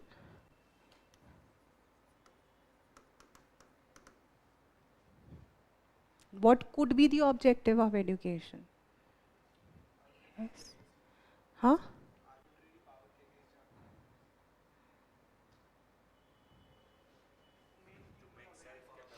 One second. Let me clear this idea in his mind. I have asked a very generic question. What is the objective of the education? If I ask you what is the objective of modern day education, would you come up with this point going against arbitrary action? That's awareness of one's rights. मैंने पूछा education का objective क्या होता है? Simple. In every phase, what is the objective of education? Development of personality, baba.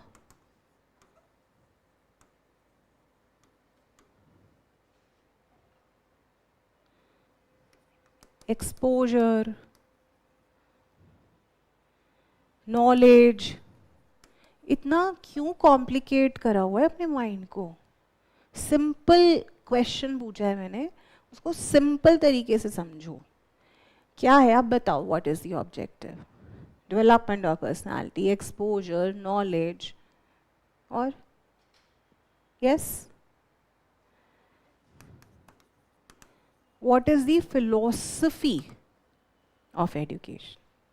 What is the method of imparting education? Philosophy मतलब use, intent. How you are going to use that knowledge or education? Skill, vocation, understanding, spirituality,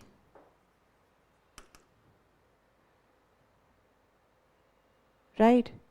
What could be the method? Textbook learning, teacher driven, practical learning, learning by seeing or doing.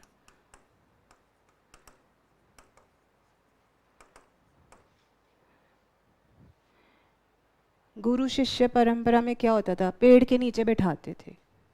Open air learning और teaching.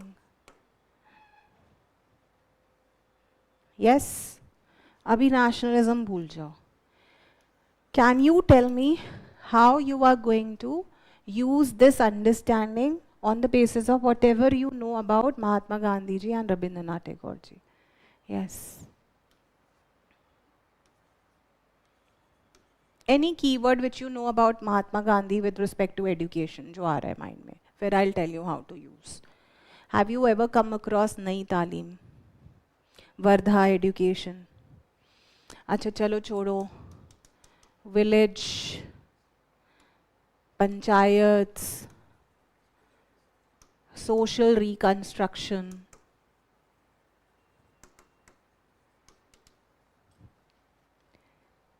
तो अगर he used to focus on village, panchayat, local self government, तो कैसा education होगा?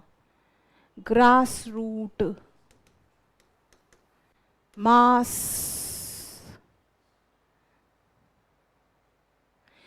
Regional language को promote करेंगे, indigenous approach होगी, self sufficiency होनी चाहिए. दैट मीन्स स्किल बेस्ड और वोकेशन बेस्ड लर्निंग होनी चाहिए. यही हैं keywords of education of Mahatma Gandhi. Specifics have to write in this Vardha education. नई तालीम.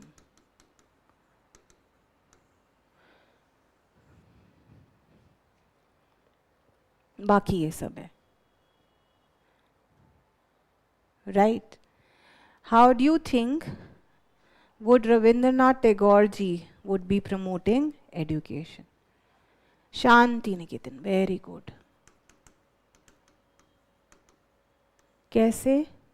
ओपन एयर लर्निंग,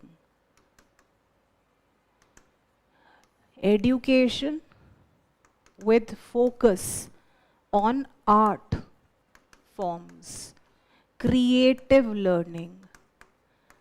सिर्फ रटना नहीं है, परफॉर्म भी करना है, डांस भी करना है, पेंटिंग्स भी करनी है, राइटिंग भी करनी है. That is the culture of Shanti Niketan. From one Shanti Niketan, you break these, come to this level. Performing art, creative art, इनका क्या है? Self sufficiency, vocational training, skill based learning, learning for doing jobs. This is for overall holistic spiritual development of personality. Right? ठीक है? This is what you have to think. Right? अब let's come to nationalism. I'm abhi firstly trying to understand what do you understand by nationalism. Nationalism, concept of nation.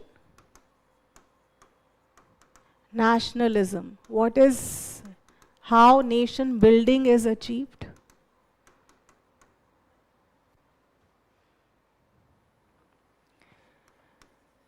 Objective of nationalism, approach or policy of nationalism. यही होगा nationalism? Yes? तो अब बता दो. What do you think the concept of nation would be according to Mahatma Gandhi? Very good. Now you're picking the vocabulary. Gram Swaraj. Decentralization. Grassroots democracy. Democratic decentralization वो भी. Local self-government. That means nation building from bottom-up approach. ये कुछ नहीं है, English words हैं. सारा पंचायती राज polity यहाँ डाल दो. कुछ नहीं आता, यही है nation. Mass based mobilisation, democracy, electoral verdict.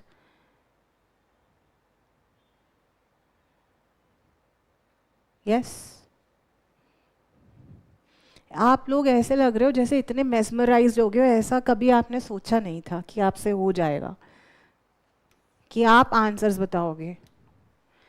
Okay, Rabindranath Tagore.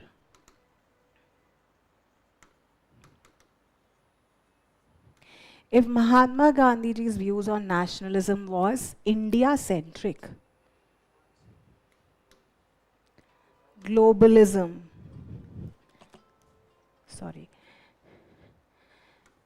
internationalism,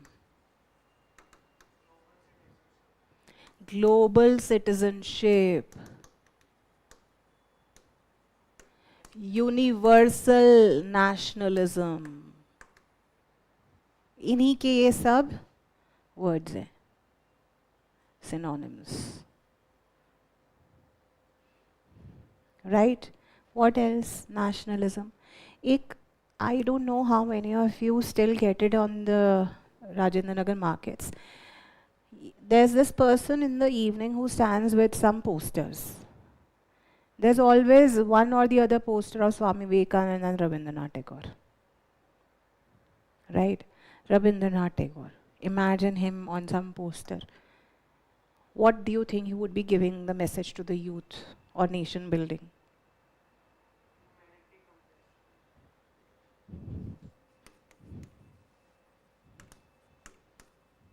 Humanity, compassion. human values, universal values, peace, peaceful coexistence. Nation building is not understood by him from the concept of state as such, but values, spirituality, which bind people together. It's not a geographical unification which he talks about. He talks about universal brotherhood. Khatam.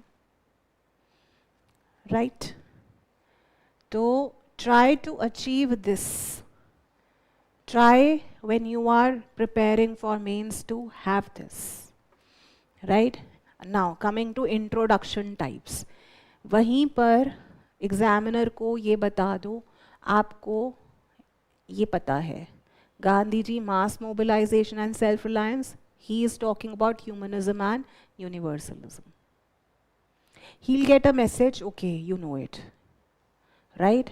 Then you can draw like this. Either you write this or you draw this. Either you write this, that both Mahatma Gandhi and Rabindranath Tagore committed to India's regeneration, yet they differed significantly in their understanding of education and nationalism. Their debate represented two influential visions of nation building in modern India. अब कैसे? Mahatma Gandhi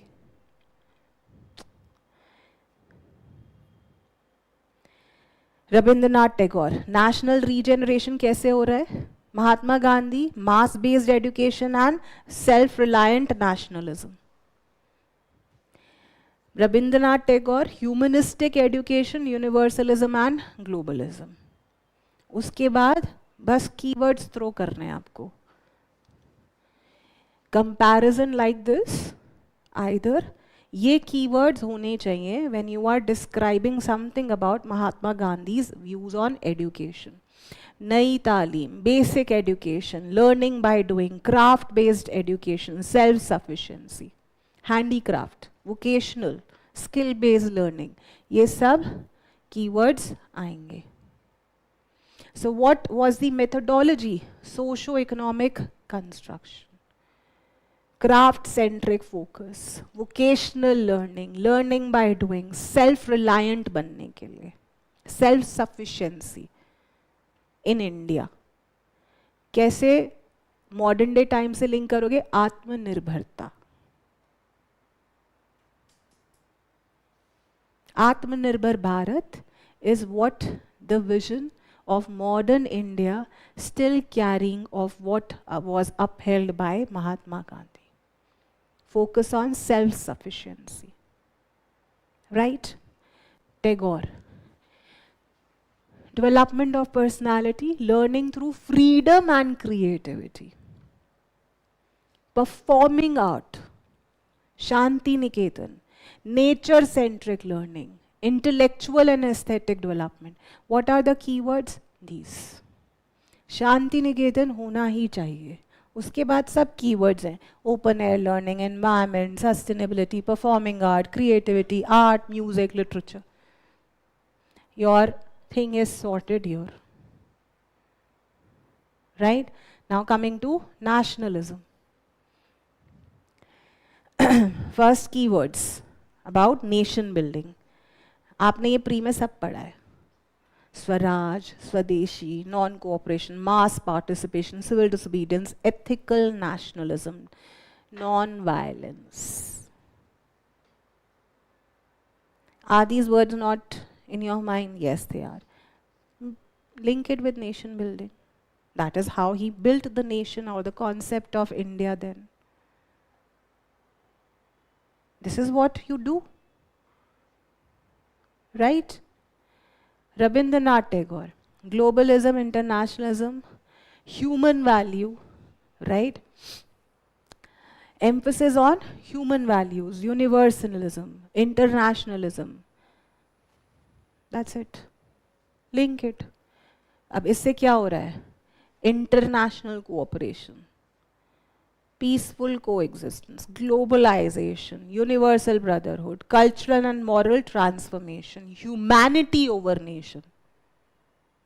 What is more important? Humanism. तो क्या example दोगे? Till date in international diplomacy, bilateral forums, yeah, countries coming together as they came in COVID times is what is the classic example of humanism over nation. You get extra marks for this. You relate what you have written with any current modern day example. Right? And also these are those thinkers or philosophers who you are going to prepare for essay and ethics also. So some form of quotation should be, considered as a very valuable fodder for attaining good marks. ऐसा थोड़ी है ethics में ही लिखोगे या essay में ही लिखोगे, GS में नहीं लिख सकते. You can. You can write this quotation, nation should not become an idol above humanity. Idol matlab, nation should not be worshipped over humanity. Idol is always worshipped. Right? It's not a god. Human or humanity is God. Right? Similarities introduction में आ सकती है, जैसे मैंने आपको दिया. Relevance in today's context. These are examples to fetch marks. Still, Skill India Mission, Mahatma Gandhi. Atmanirbhar Bharat, Mahatma Gandhi. National Education Policy, emphasis on vocational training, Mahatma Gandhi's views are still relevant today. Strong villages is equal to strong India, Panchayati Raj, democratic decentralization, Gram Swaraj Abhiyan. Education beyond rote learning, experiential and practical learning, Rabindranath Tagore. Open air classroom, आपने हिचकी movie देखी है? What is that? Practical learning, right? Global citizenship, international collaboration, cultural diplomacy, performing arts, Sahitya Academy का relevance है, Lalit Kala Academy का relevance है. Rabindranath Tagore's views still relevant today. We are upholding them in different forms. Khatam. Right? So what is the structure? Comparison. You're going to stick with that. Keywords, specific I have added. Legacy or continuity, which you have to show through the present day examples. If you write more, you get more marks. Right? Let's come to the next question. How did the colonial rule affect the tribals in India, and what was the tribal response to the colonial oppression? What is the theme?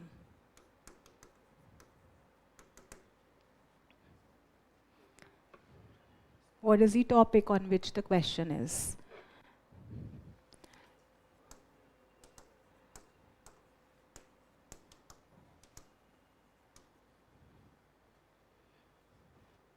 Colonial rule and tribals. What is the demand of the question? There are two parts to the question. How did the colonial rule affect the tribals in India? Impact of colonial rule on tribals. This is the first part. What is the second part? Response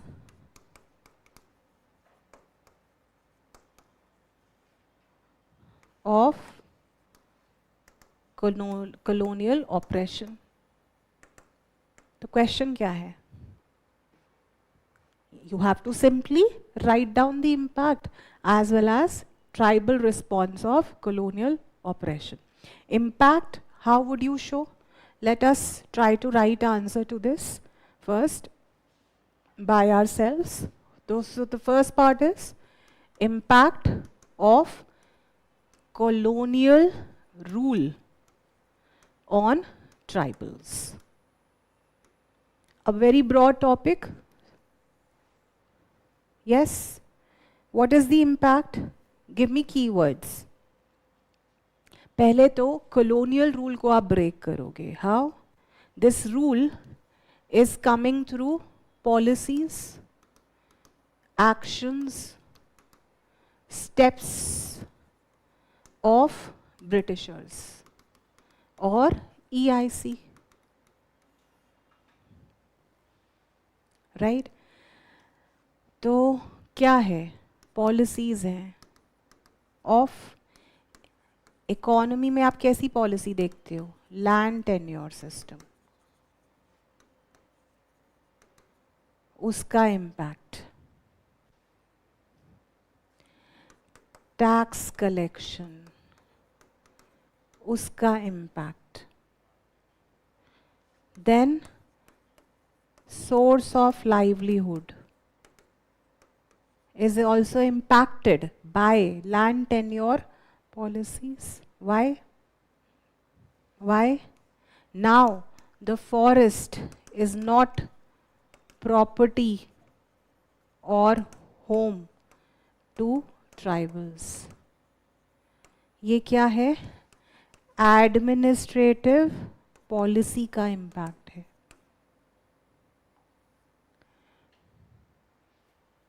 This is the impact of administrative steps taken. Right? आप यहाँ पर legislations भी लेकर आ सकते हो. ये होगा specific example. Forest Acts. इसका year पता होना चाहिए. है ना? ठीक है? इनके year पता होने चाहिए. What else is the impact or the steps taken? Tribals और क्या करते हैं? Handicrafts,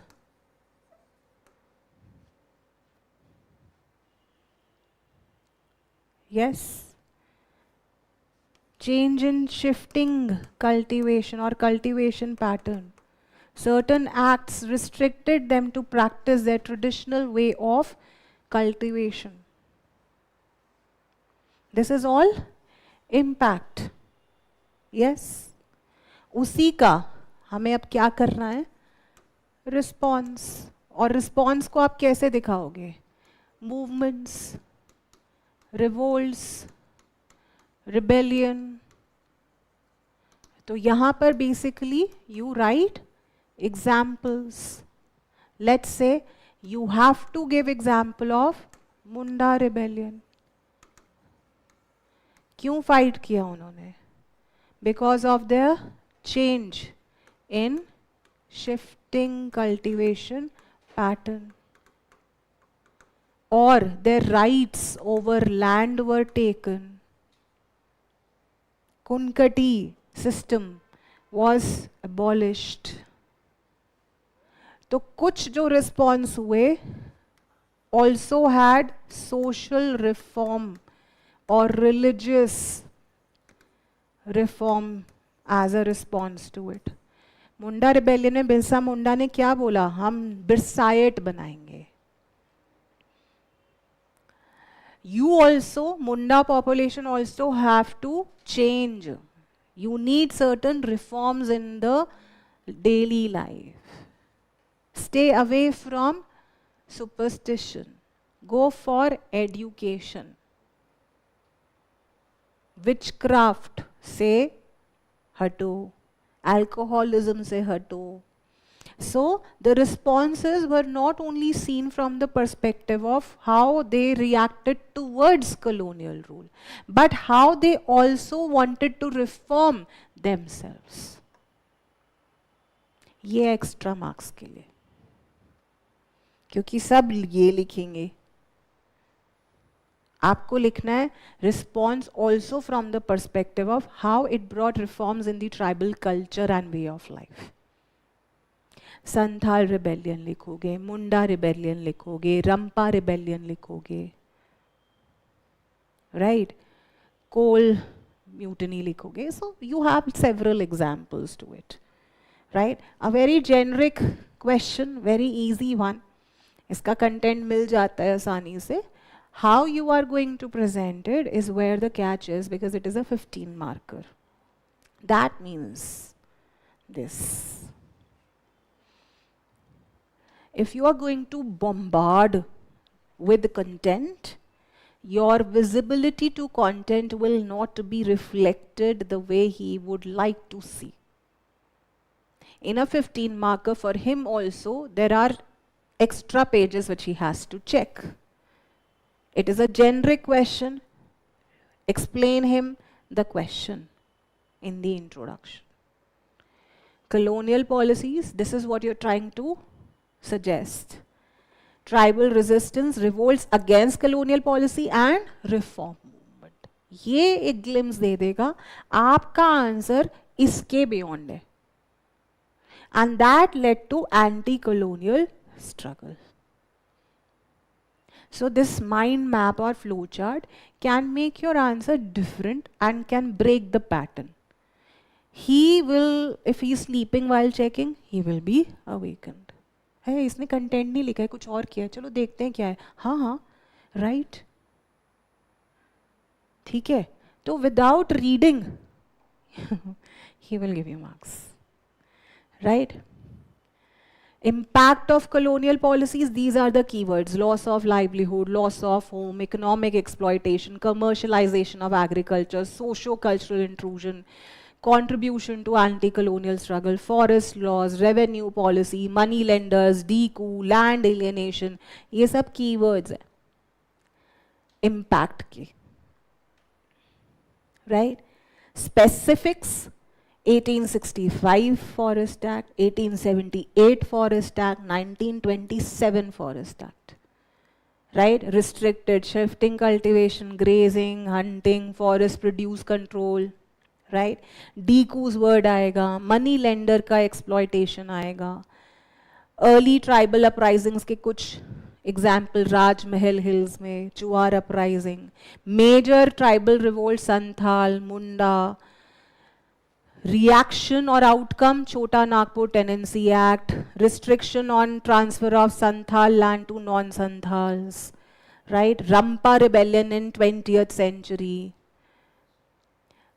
colonial operation or tribal response movement, forest law violate करे थे, armed struggle भी किया था, social reforms भी करे थे, identity को assert किया, culture को assert किया, non-violent methods, violent methods, social mobilization, religious awakening, all of that has been the response, right? So basically, this is the what? Impact. This is the response. Economic livelihood कब impact हुआ? Through land alienation. When land was taken away, their control over forest lands were taken away. That was reflected in agrarian and tribal revolts. Forest, loss of forest rights, forest-based resistance. So these are again keywords. ठीक है? You are very much aware of such things. You just have to write specific examples. Now, contemporary dimension. Very, very important in such questions. Forest Rights Act. Still the tribals' identity, cultural autonomy, political rights are secured through 5th and 6th schedule, through PVTGs. Particularly vulnerable tribal groups is a separate category. आप UN Labor Commission लिख सकते हो उसके लिए. Right? You can talk about recently celebrated Janjatiya Gaurav Divas. You can talk about that still we are giving value to the tribal crafts. Craft mela hote hain, GI tags are given. Right? All of that can be written. That how in today's time tribal identity, culture, autonomy is respected. Right तो ये आप लिख सकते हो यहाँ पर. मैंने तो अभी बस फॉरेस्ट राइट एक्ट लिखा है. I am just telling you. You can talk about Janjatiya Gaurav Diwas. You can talk about PVTGs as a separate category. You can talk about 5th and 6th schedule. You can talk about tribes advisory council. Right? So you can mention the constitution of modern times, how it is still respecting the tribal identities, their culture, heritage, right? That's it. Next, 2 questions in 2024. First, what were the events that led to the Quit India movement? कौन से syllabus की keyword से? Significant events. Right? What है और result पूछा है. Simple question, simplest. How far was Industrial Revolution in England responsible for the decline of handicraft and cottage industry? From which topic? Issue-based question. Colonial struggle को या colonial policies को different angles से देखना पड़ेगा. Right? I'll tell you how to identify that. Let's come to the question.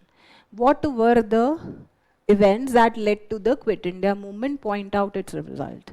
Very generic question, everyone is going to write. They have the keywords, they have the content. Structure presentation matters the most here. Right?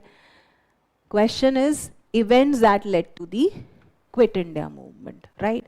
That means you have to break the events. Right? So there is this background reasons or background events and immediate reason or event. What led to Quit India movement and what actually triggered Quit India movement. Yes? This is what the question is. ये जब आप करते हो, that reflects that you are sorted. You are organized in your thoughts. Because everyone else is going to randomly write the events. You categorize them one way. ठीक है? Second way,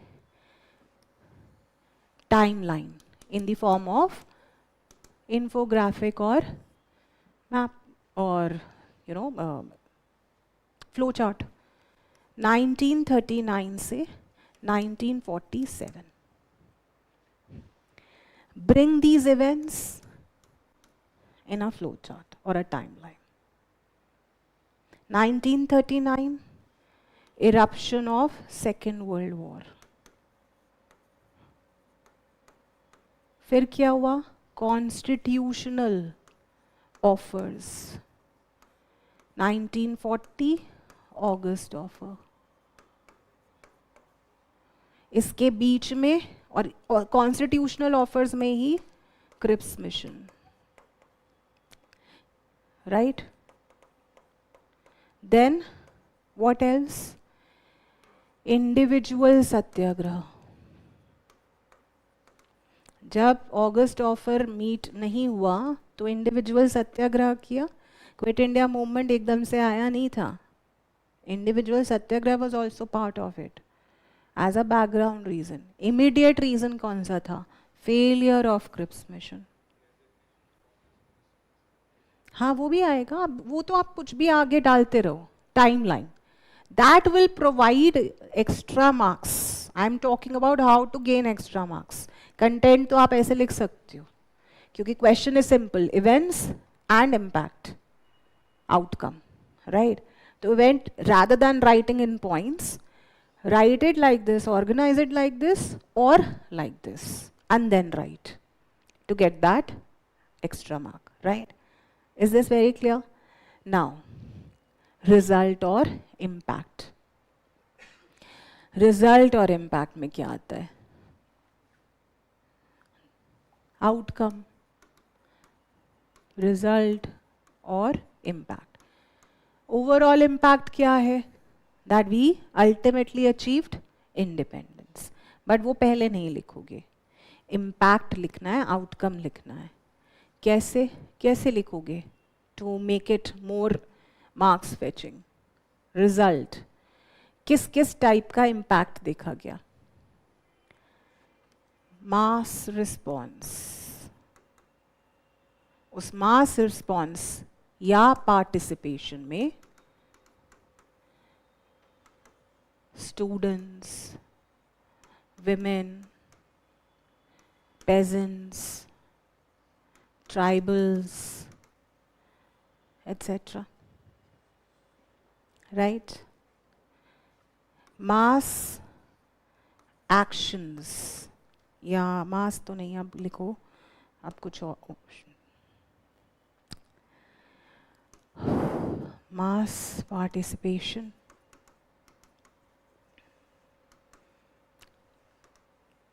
students, women, peasant, tribals. Then movements. ठीक है, जैसे या activities, underground activities,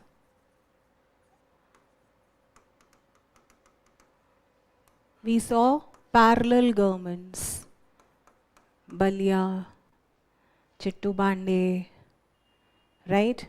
What else did we see? Huh? Naval mutiny. Was this because of Quit India? But because of Second World War or developments. Right? फिर भी आप last में लिख सकते हो अगर कुछ याद ना आए तो. Right? What else? इसमें आप example लिखोगे movements that coincided with Quit India movement. Movements that coincided of tribals in Quit India movement, the response. Right? Then how did political parties responded to Quit India movement? ये सब prelims में करते हो ना, communist ने किया था या नहीं किया था, मुस्लिम लीग ने किया था या नहीं किया था, जस्टिस पार्टी ने किया था या नहीं किया था. Impact or response. तो basically you are going to stick with your prelims book or content or knowledge. You are just going to practice answer writing. For history, that is why it is very advantageous.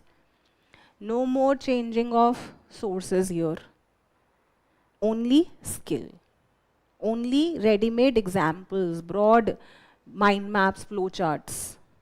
ठीक है? Right? So this is what you do. World War II, August offer, individual satyagraha, Japanese advance, Cripps mission failure, Quit India, mass resistance, finally independence. Background events क्या थे? Immediate trigger क्या था? Finally what happened in Quit India and what were the results or consequences? Right? What can be context-based introduction? Quit India movement 1942 marked final mass upsurge against British rule. Why this is contextual? Because impact is asked. It was the final mass reaction towards British rule.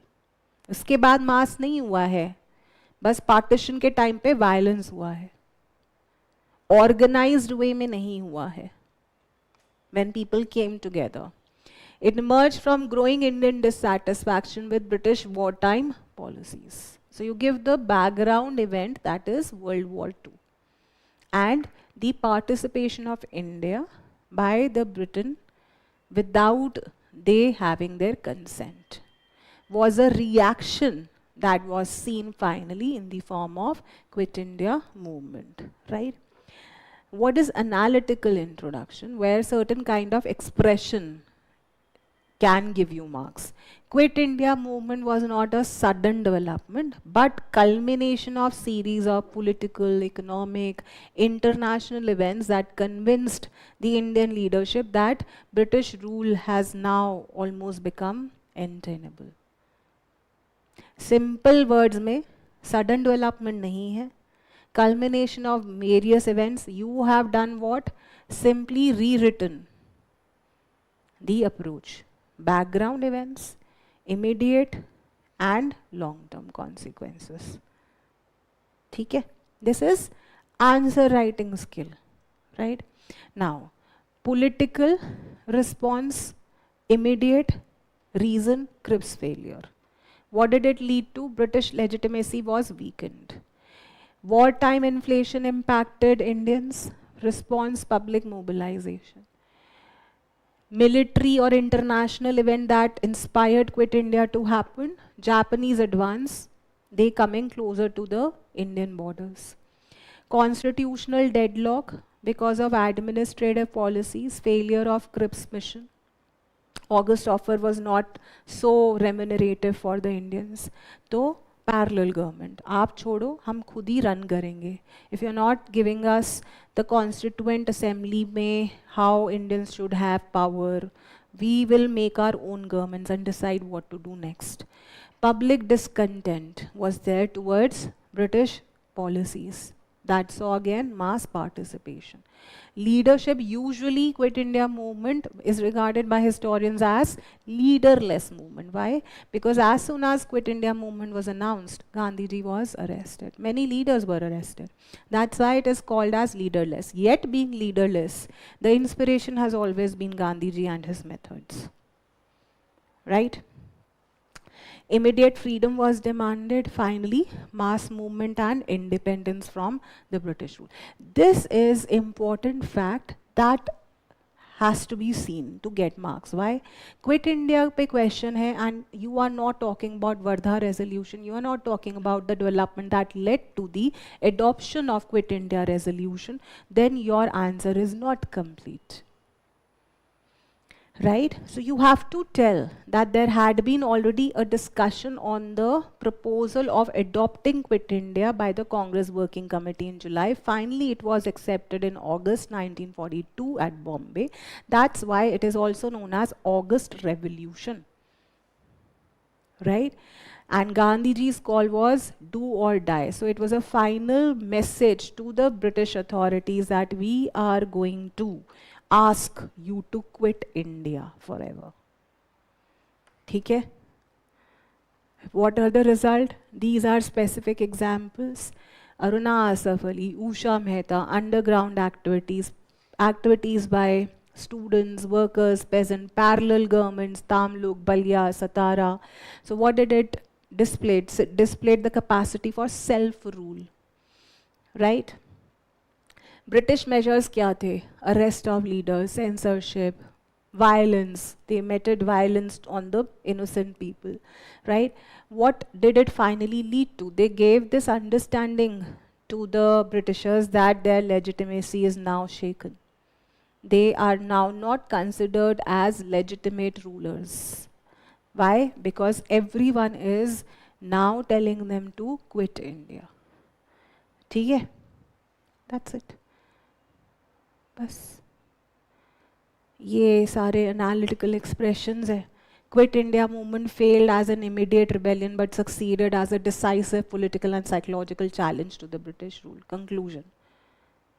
Long term outcome, immediate outcome. End में आप इससे ऐसे conclude कर सकते हो. Right? Similarly, बस इसका कोई legacy और वो नहीं है. अब हम किसको बोलेंगे Quit India? इसमें कोई कंटिन्यूटी नहीं होगी. राइट? मतलब बोल भी सकते हैं, बट ठीक है. Question number 2.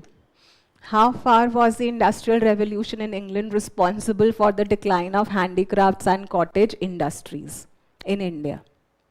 How far Industrial Revolution in England responsible for the decline of handicrafts and cottage industries in India?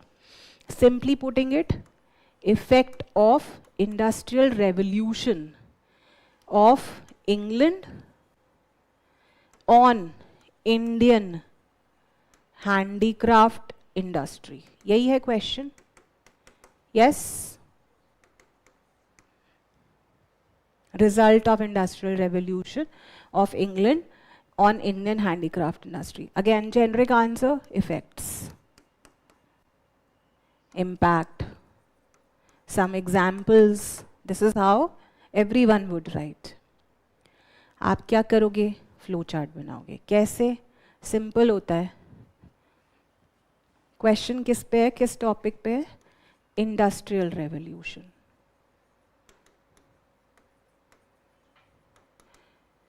Industrial revolution means what?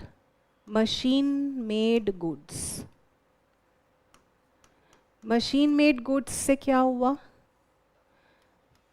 Surplus production. Surplus production से क्या हुआ? Demand for markets, men and material.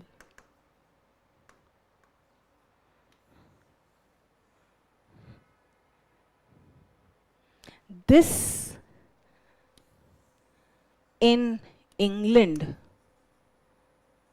made Britishers change from colonizers to imperial authority और power. बस, सब नहीं लिखना, ये है आपकी intro.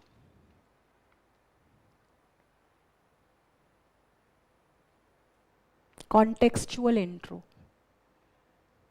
Impact of Industrial Revolution in general of England on India. Now, your body part would be impact of Industrial Revolution on Indian handicraft industries. इसको आप एक और तरीके से कर सकते हो. If you want to write down the overall impact, one of the impact is obviously commercialization of agriculture. क्यों? क्योंकि उनको अब क्या चाहिए? रॉ मटेरियल चाहिए. Introduction of land tenure systems. उससे क्या मिलेगा? उससे क्या मिलेगा? ये इससे क्या होगा? बॉन्डेड लेबर्स हो जाएंगे. तो उनको वो क्या यूज करेंगे? भेज देंगे ट्रिनिडाड, टोबैगो, अफ्रीका, राइट? क्योंकि वो डेट में आ जाएंगे, राइट? और क्या हो रहा है? डी इंडस्ट्रियलाइजेशन, जिस पे क्वेश्चन है. What is deindustrialisation? Decline in Indian handicrafts industry. D here stands for decline.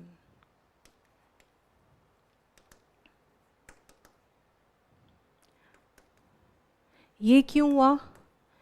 Because of also administrative policies like doctrine of lapse, like doctrine of subsidiary alliance. उससे क्या हुआ? Loss of patronage over Indian handicrafts, right? अब question है सिर्फ deindustrialisation पे कि what is the impact of industrialisation on Indian handicraft and cottage industries, right? This is what you have to do. You can restrict till here, I feel, right? ठीक है. Now coming to the answer. Content is very easy in this question. You will not be having any short of content. Industrial revolution, how did it lead to decline of Indian industries? Machine made goods competed with Indian products. That led to decline of handicrafts and cottage industry. क्यों? क्योंकि power looms आ गए. क्यों? Steam power आ गया. उससे British textiles became cheaper and Indian handmade goods became costlier and expensive. Now these cheaper, faster to produce in large quantities entered into Indian markets that led to the reduction of demand for Indian handmade goods, right? India became market for British manufacturers or manufacturers. Why? Money, demand, surplus production. So it needed market, right? So India was converted into supplier of cotton, both supplier as a raw material as well as to meet its surplus production demand as a market, right? Collapse of traditional textile centers. They बहुत important है, इससे marks मिलेंगे. You have to talk about the traditional textile centers. Dhaka, Murshidabad, Surat, Masulipattnam, cotton textiles, they declined. Artisans lost livelihoods. Export of raw material, more. And buying of imported goods, more. ये cheap जाता था, वो expensive पड़ता था. तो negative balance of trade. Write down. ठीक है. Why industrial revolution alone cannot explain the decline? ये है catch. क्यों? क्योंकि question ये है how far. सब क्या लिखेंगे? What did it lead to? To what extent can you say that this was the only reason for the decline of Indian cottage handicraft industry and there was no other impact of industrial revolution? वही था जो हमने open किया था बाद में. Commercialization of agriculture, deindustrialization, loss of livelihood. So this is what is how far. So besides this, discriminatory tariff policies of Britishers, destruction of traditional patronage due to administrative policies like doctrine of lapse, like doctrine of subsidiary alliance. Why? Because they were not having enough control over treasury and, paisa, money, right? Colonial revenue policies were to also be blamed for decline of handicraft. Why? They are not producing those crops which will help in production of Indian handicrafts. They are not making the peasants richer, artisan communities richer, right? Railways and transport also help the British goods reaching in all the Indian markets faster as well as villages. This is also the reason for the decline of traditional handicraft industry. Not only industrial revolution is to be blamed. Colonial administrative support to British industry. British interests were protected as compared to indigenous industries' interest. Because question was, how far do you blame industrial revolution for the decline of Indian indigenous industries? Not only industrial revolution, but it has to do with what happened in India by the British authorities. What happened in England had the immediate effect on what we saw in the policies which were brought in by the Britishers. Right? तो ये सब लिख देना. Introduction में आप ये लिख सकते हो कि many early congressmen connected industrial decline with colonial exploitation, and in this field the contribution of Dadabhai Naoroji is very significant. There have been economic critics like Dadabhai Naoroji and R.C. Dutt who have already highlighted the effect of colonial policies over India. Right? तो इस तरीके से you can start. Conclude कैसे कर सकते हो? Industrial revolution provided the technological basis for the decline, but colonial rule supplied the political and economic framework for deindustrialization. ठीक है? Simple भी कर सकते हो. Industrialization in Britain undermined handicraft industries in India, and this converted India into, or turned India into a colony. बस ठीक है. Again, no legacy as such. बस ये कर सकते हो that what has happened in the colonial times is now being corrected by the present day ruling government by taking steps to promote indigenous handicraft industry like Make in India, Atmanirbhar Bharat, promotion of MSME. This speaks of what? When the ruler is Indian, corrective steps are taken, and when the rulers are foreigners, exploitation occurs. ये दे देगा आपको extra marks. ठीक है? Last question of the day. 2025 में एक ही क्वेश्चन आया था, that too very simple, factual one, but again coming from the keyword of the syllabus, that is contribution. Contribution of personalities in different stages of freedom struggle, right? So what contribution have they asked? Of which personality? Mahatma Jyotirao Phule. But how? You are asked to analyze the literary contribution as well as social activism of Mahatma Jyotirao Phule. Question यहाँ खत्म नहीं हो रहा है. You have to trace this contribution by highlighting that he has helped nearly every marginalized community for their emancipation or upliftment through the steps taken. ये है marks fetching का differentiator. Analyze literary contribution as well as social activism. ये examiner को वहाँ दिखना चाहिए. How literary contribution is helping every marginalized community almost. How social activism also helped emancipation of different marginalized community and not only community to which Jyotirao Phule belonged. The question is very direct. Question is very factual. ठीक है?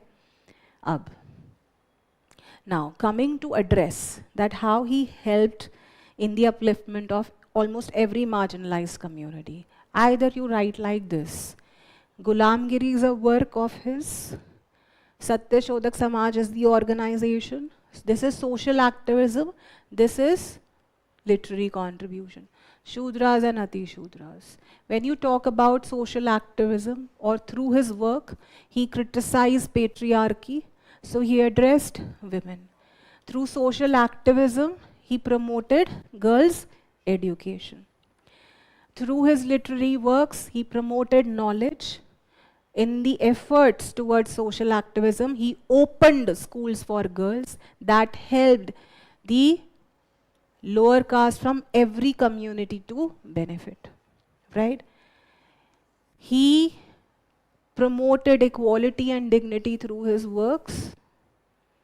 He opened social activism wala effort through widow homes. So he protected marginalized section of widows.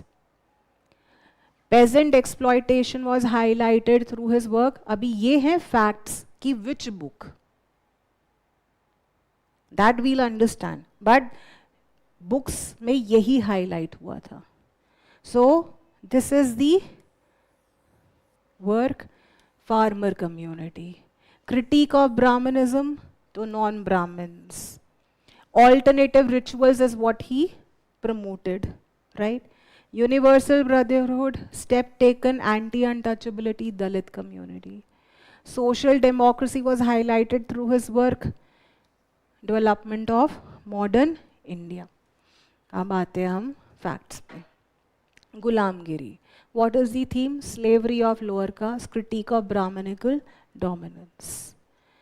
What did it impact or what did it lead to? Foundation for anti-caste movements. Who benefited? Shudras and Ati Shudras. Then there is this work, Shetkarya Chasud. Theme, peasants, colonial revenue burden, beneficiaries, farmers from all communities. Sarvajanik Satya Dharm, again a work, equality, rationalism, humanism, questioned caste hierarchy and ritualism, so benefited almost all the lower caste. तो मैंने जैसे बोला ये factual question है, but you can still break and think on these lines that how it could have been done, right? Am I making myself clear? Social activism मतलब active steps taken. क्या ही कोई करेगा as a social reformer? School खोलेंगे, widow homes बनाएंगे, widow remarriage करवाएंगे, right? Promotion of education for all communities, right? So these would be the steps taken, right? peasant reforms, tribal reforms, women reform, girl child reform, inequality, anti-untouchability. These will be the social active steps taken, right? These are the religious and intellectual reforms, which will provide universal brotherhood. Everyone is equal. इसको आप modern day time से link कर सकते हैं. Rule of law, Article 14, 15, 17, right? बस all keywords. This is all keywords. Marks कहाँ से आएंगे? Constitutional legacy conclusion. The three ideals, liberty, equality, and social justice, are embedded in the Indian Constitution, which have been championed or even proposed by Jyotirao Phule. Article 17, Article 14 have been highlighted as modern day constitutional values, which have been highlighted by Jyotirao Phule, right? So through literature and activism, Jyotirao Phule challenged caste, patriarchy, exploitation, and advocated justice for all marginalized communities across India, cutting all the social, cultural, religious barriers. That is how you write. Okay? Right? Now, this is also current affairs mein, because 2026 is marking 200 birth anniversary of Jyotirao Phule. तो हो सकता है सावित्री फुले पे आ जाए question. ठीक है? This is how you make notes. जो आपको मेंस के लिए बनाने चाहिए, ऐसे बनाते हो 1 pager. A way to make notes so that you have certain facts to put in the answer, right? Now, how do you do this? What to do for making notes, or whoever is targeting this year's mains? Break the topic and history syllabus into macro and micro topics. How do you do that? Just to give you an example, let's say there is this topic, Advent of Europeans. Now this Advent of Europeans, okay, I write it on the board. Advent of Europeans. Let's say this is the broad topic which you also read for prelims, है ना? Now, in your main syllabus, issues, personality, and effect, contribution, these are the keywords which are highlighted. अब Advent of European में issues क्या हैं? पहले तो you have to understand reasons for their coming to India. Is it internal to India? तो इसका मतलब world developments क्या थी which influenced Europeans to come to India. तो वो जो सारे ideological reasons है ना, जैसे Renaissance, Reformation, these are all ideological reasons behind the spirit of inquiry, scientific revolution happening in European countries, which was important also because that led them in the direction of scientific discoveries.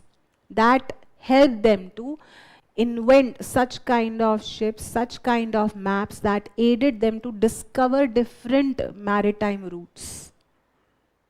Right? तो इसका question world history से भी connect हो सकता है. This is one dimension or theme.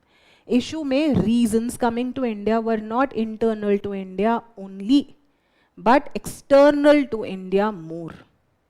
One theme. Second theme. Nature of companies. Impact of companies. Right? कि English east India company का क्या इम्पैक्ट था, फ्रेंच ईस्ट इंडिया कंपनी का क्या इम्पैक्ट था, what was the impact of Portuguese on India, Indian culture, Indian society, at that point of time. इतने themes है ना एक ही topic में कि अगर मैं पूरा उसको आपको देने की कोशिश करूँ ना, it will be like 5 days.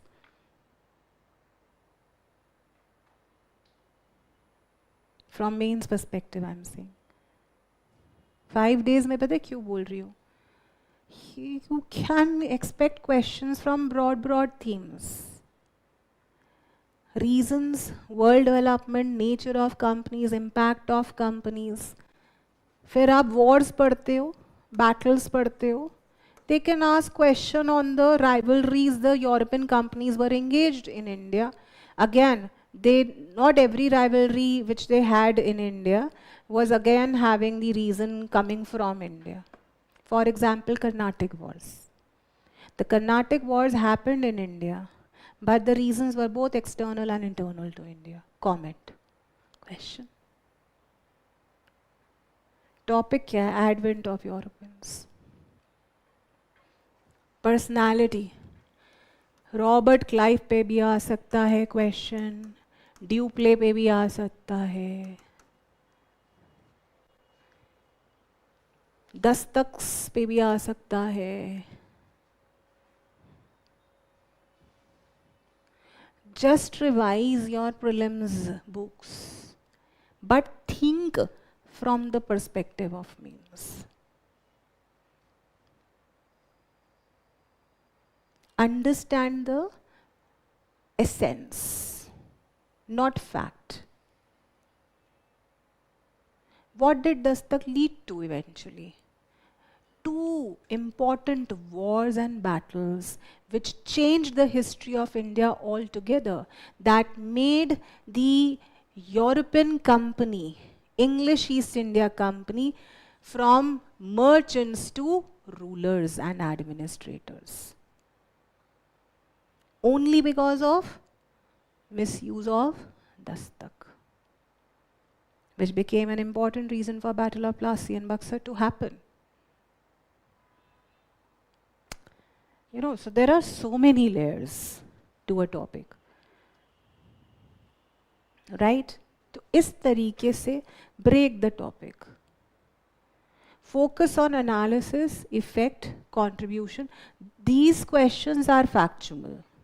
So certain personalities of every phase you have to prepare. जैसे अगर if you're talking about advent of Europeans, you can't do away with Robert Clive and Duplay, their contribution.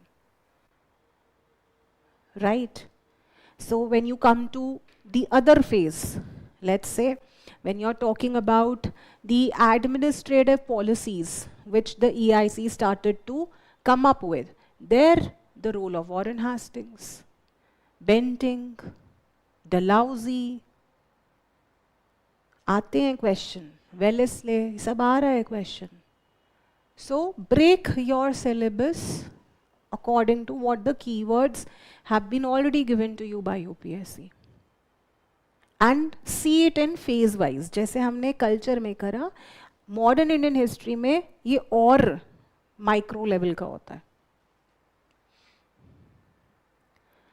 Right? When you come to, let's say, economic exploitation of Britishers, वहाँ पर land revenue policies का issue है, वहाँ पर response of peasants है, response of tribals है, movements है. 1857 mutiny again can be asked from personality point of view, region point of view, pan-India point of view, right? When you talk about socio-religious reform movements or revivalist movement, again, personality-specific questions can be asked, issue-based questions can be asked. What kind of issues were lingering in that time of society which helped the socio-religious reformers to take the lead? Where socio-religious reformers were not the champions of reform, they were supported by the colonial authorities. Again, you are not short of content, you're short of thinking patterns. You have to spend time with spectrum. ये मैं shortcut बता रही हूँ. Why spectrum? Facts हैं.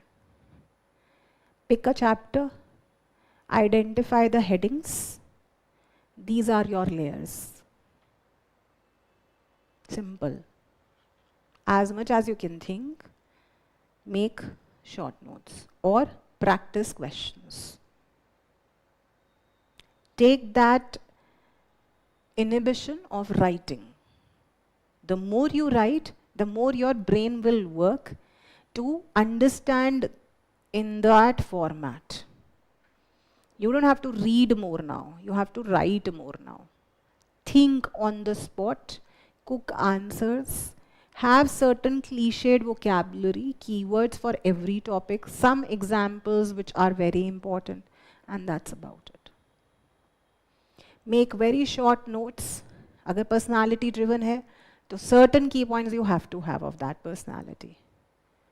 Divide personalities of different phases, starting from advent to European to quit India to independence. Role of personalities in different phases. Whether you talk about tribal revolts, role of tribal leaders, whether you talk about peasant reforms, whether you talk about political organizations. That is how you prepare it, right? So, for modern Indian history, either your class notes, either the mains edge program, जहाँ पर हम सिर्फ answer writing को ही focus कर रहे हैं, right? Where handwritten faculty notes will also be given, as well as layers and dimensions, and that's about it. So for this spectrum, any coaching notes is more than sufficient, right? These are the main themes. Colonial rise, transition from medieval to modern Indian history is also very important. What issues India was facing when Europeans were coming and we were ruled by Mughals, and that too Mughals were becoming weak, right? National movement ke time pe, what are the basic things? So this is how you do it. These are all compilations of last 10 years of modern Indian history question, and if you'll go through the question list, you'll find that there are always questions from the topics. This is the syllabus keyword, Indian history from about middle of the 18th century until the present. Middle of the 18th century, significant event. One of these important significant event was 1857, there was a question. Why did they ask about Third Battle of Panipat or Panipat? Middle of the 18th century, right? Middle of the 18th century, significant issues. Issue number 1, fragmented polity after the Mughals became weak. It led to the rise of successor states, it saw the rise of rebel states, it saw the rise of regional kingdoms, it saw the rise of kingdoms which emerged after the fallout or migration of Afghans like Rohilkhand and Farrukhabad. Ye hai ye question. Issue, traditional artisanal industry, handicraft industry ruined because of colonial policies. Issue, women questions, issues and debates during the 19th century social reform movement. These are all issues, economic policies, issues. Agar personalities dekho, they have already asked Mahatma Gandhi, B.R. Ambedkar ji, again Mahatma Gandhi, Subhash Chandra Bose, Lord Dalhousie. So there are personality driven questions. If you talk about freedom struggle pe questions kaise hote hain, this is the, again, stages of freedom struggle. Chahe naval mutiny bolo, chahe moderate phase bolo, chahe Indian independence bolo. So this is all very much related with the keywords given in the syllabus. Make your syllabus as your guiding light and break it as much as you can, right? If you have any doubt, if you need any kind of support and help, this is my official email ID.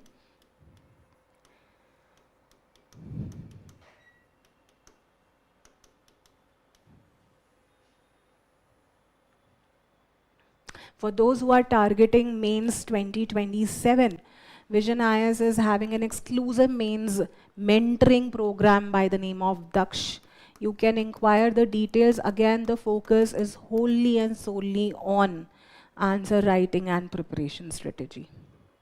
If someone requires any kind of mental support, psychological support during this time, we have the psychologist, well-renowned counselors to help you out in this exam stress. So make use of such things as much as possible to seek help from all the corners in this journey, which is very challenging. Right? So all the very best.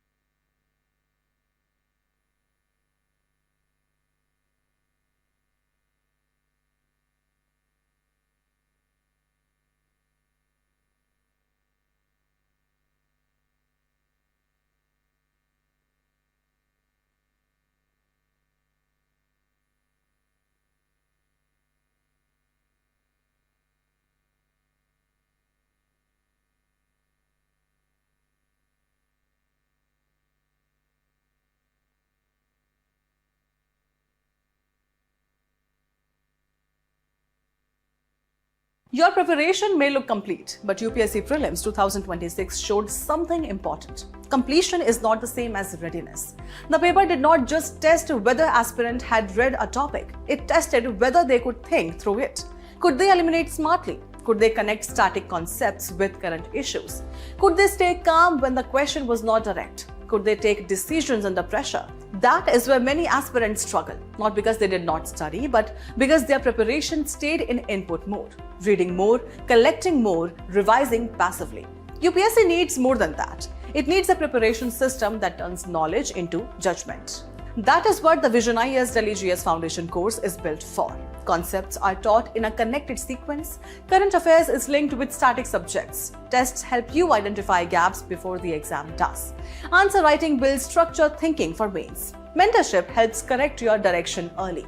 Build readiness from the beginning. VisionIAS Delhi GS Foundation course.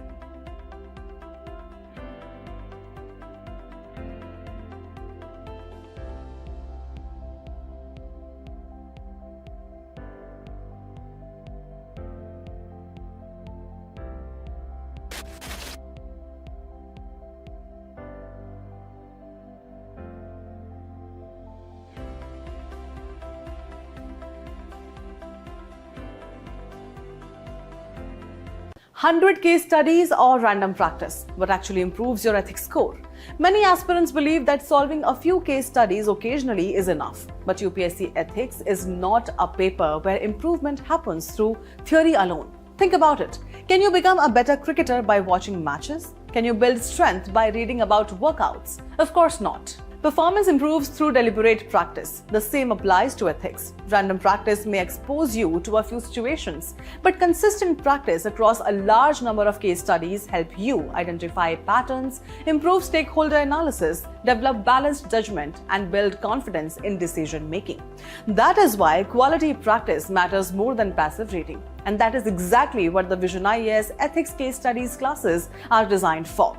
With more than 100 ethics case studies, structured frameworks, expert guidance, and continuous discussions, the program helps you develop the practical skills that UPSC expects in GS4. Because ethics becomes scoring not when you read more, but when you learn how to think, analyze, and write better. Join the VisionIAS Ethics Case Studies classes, starting from 18th June at 5 p.m. For more information, visit our website or call us on the given numbers.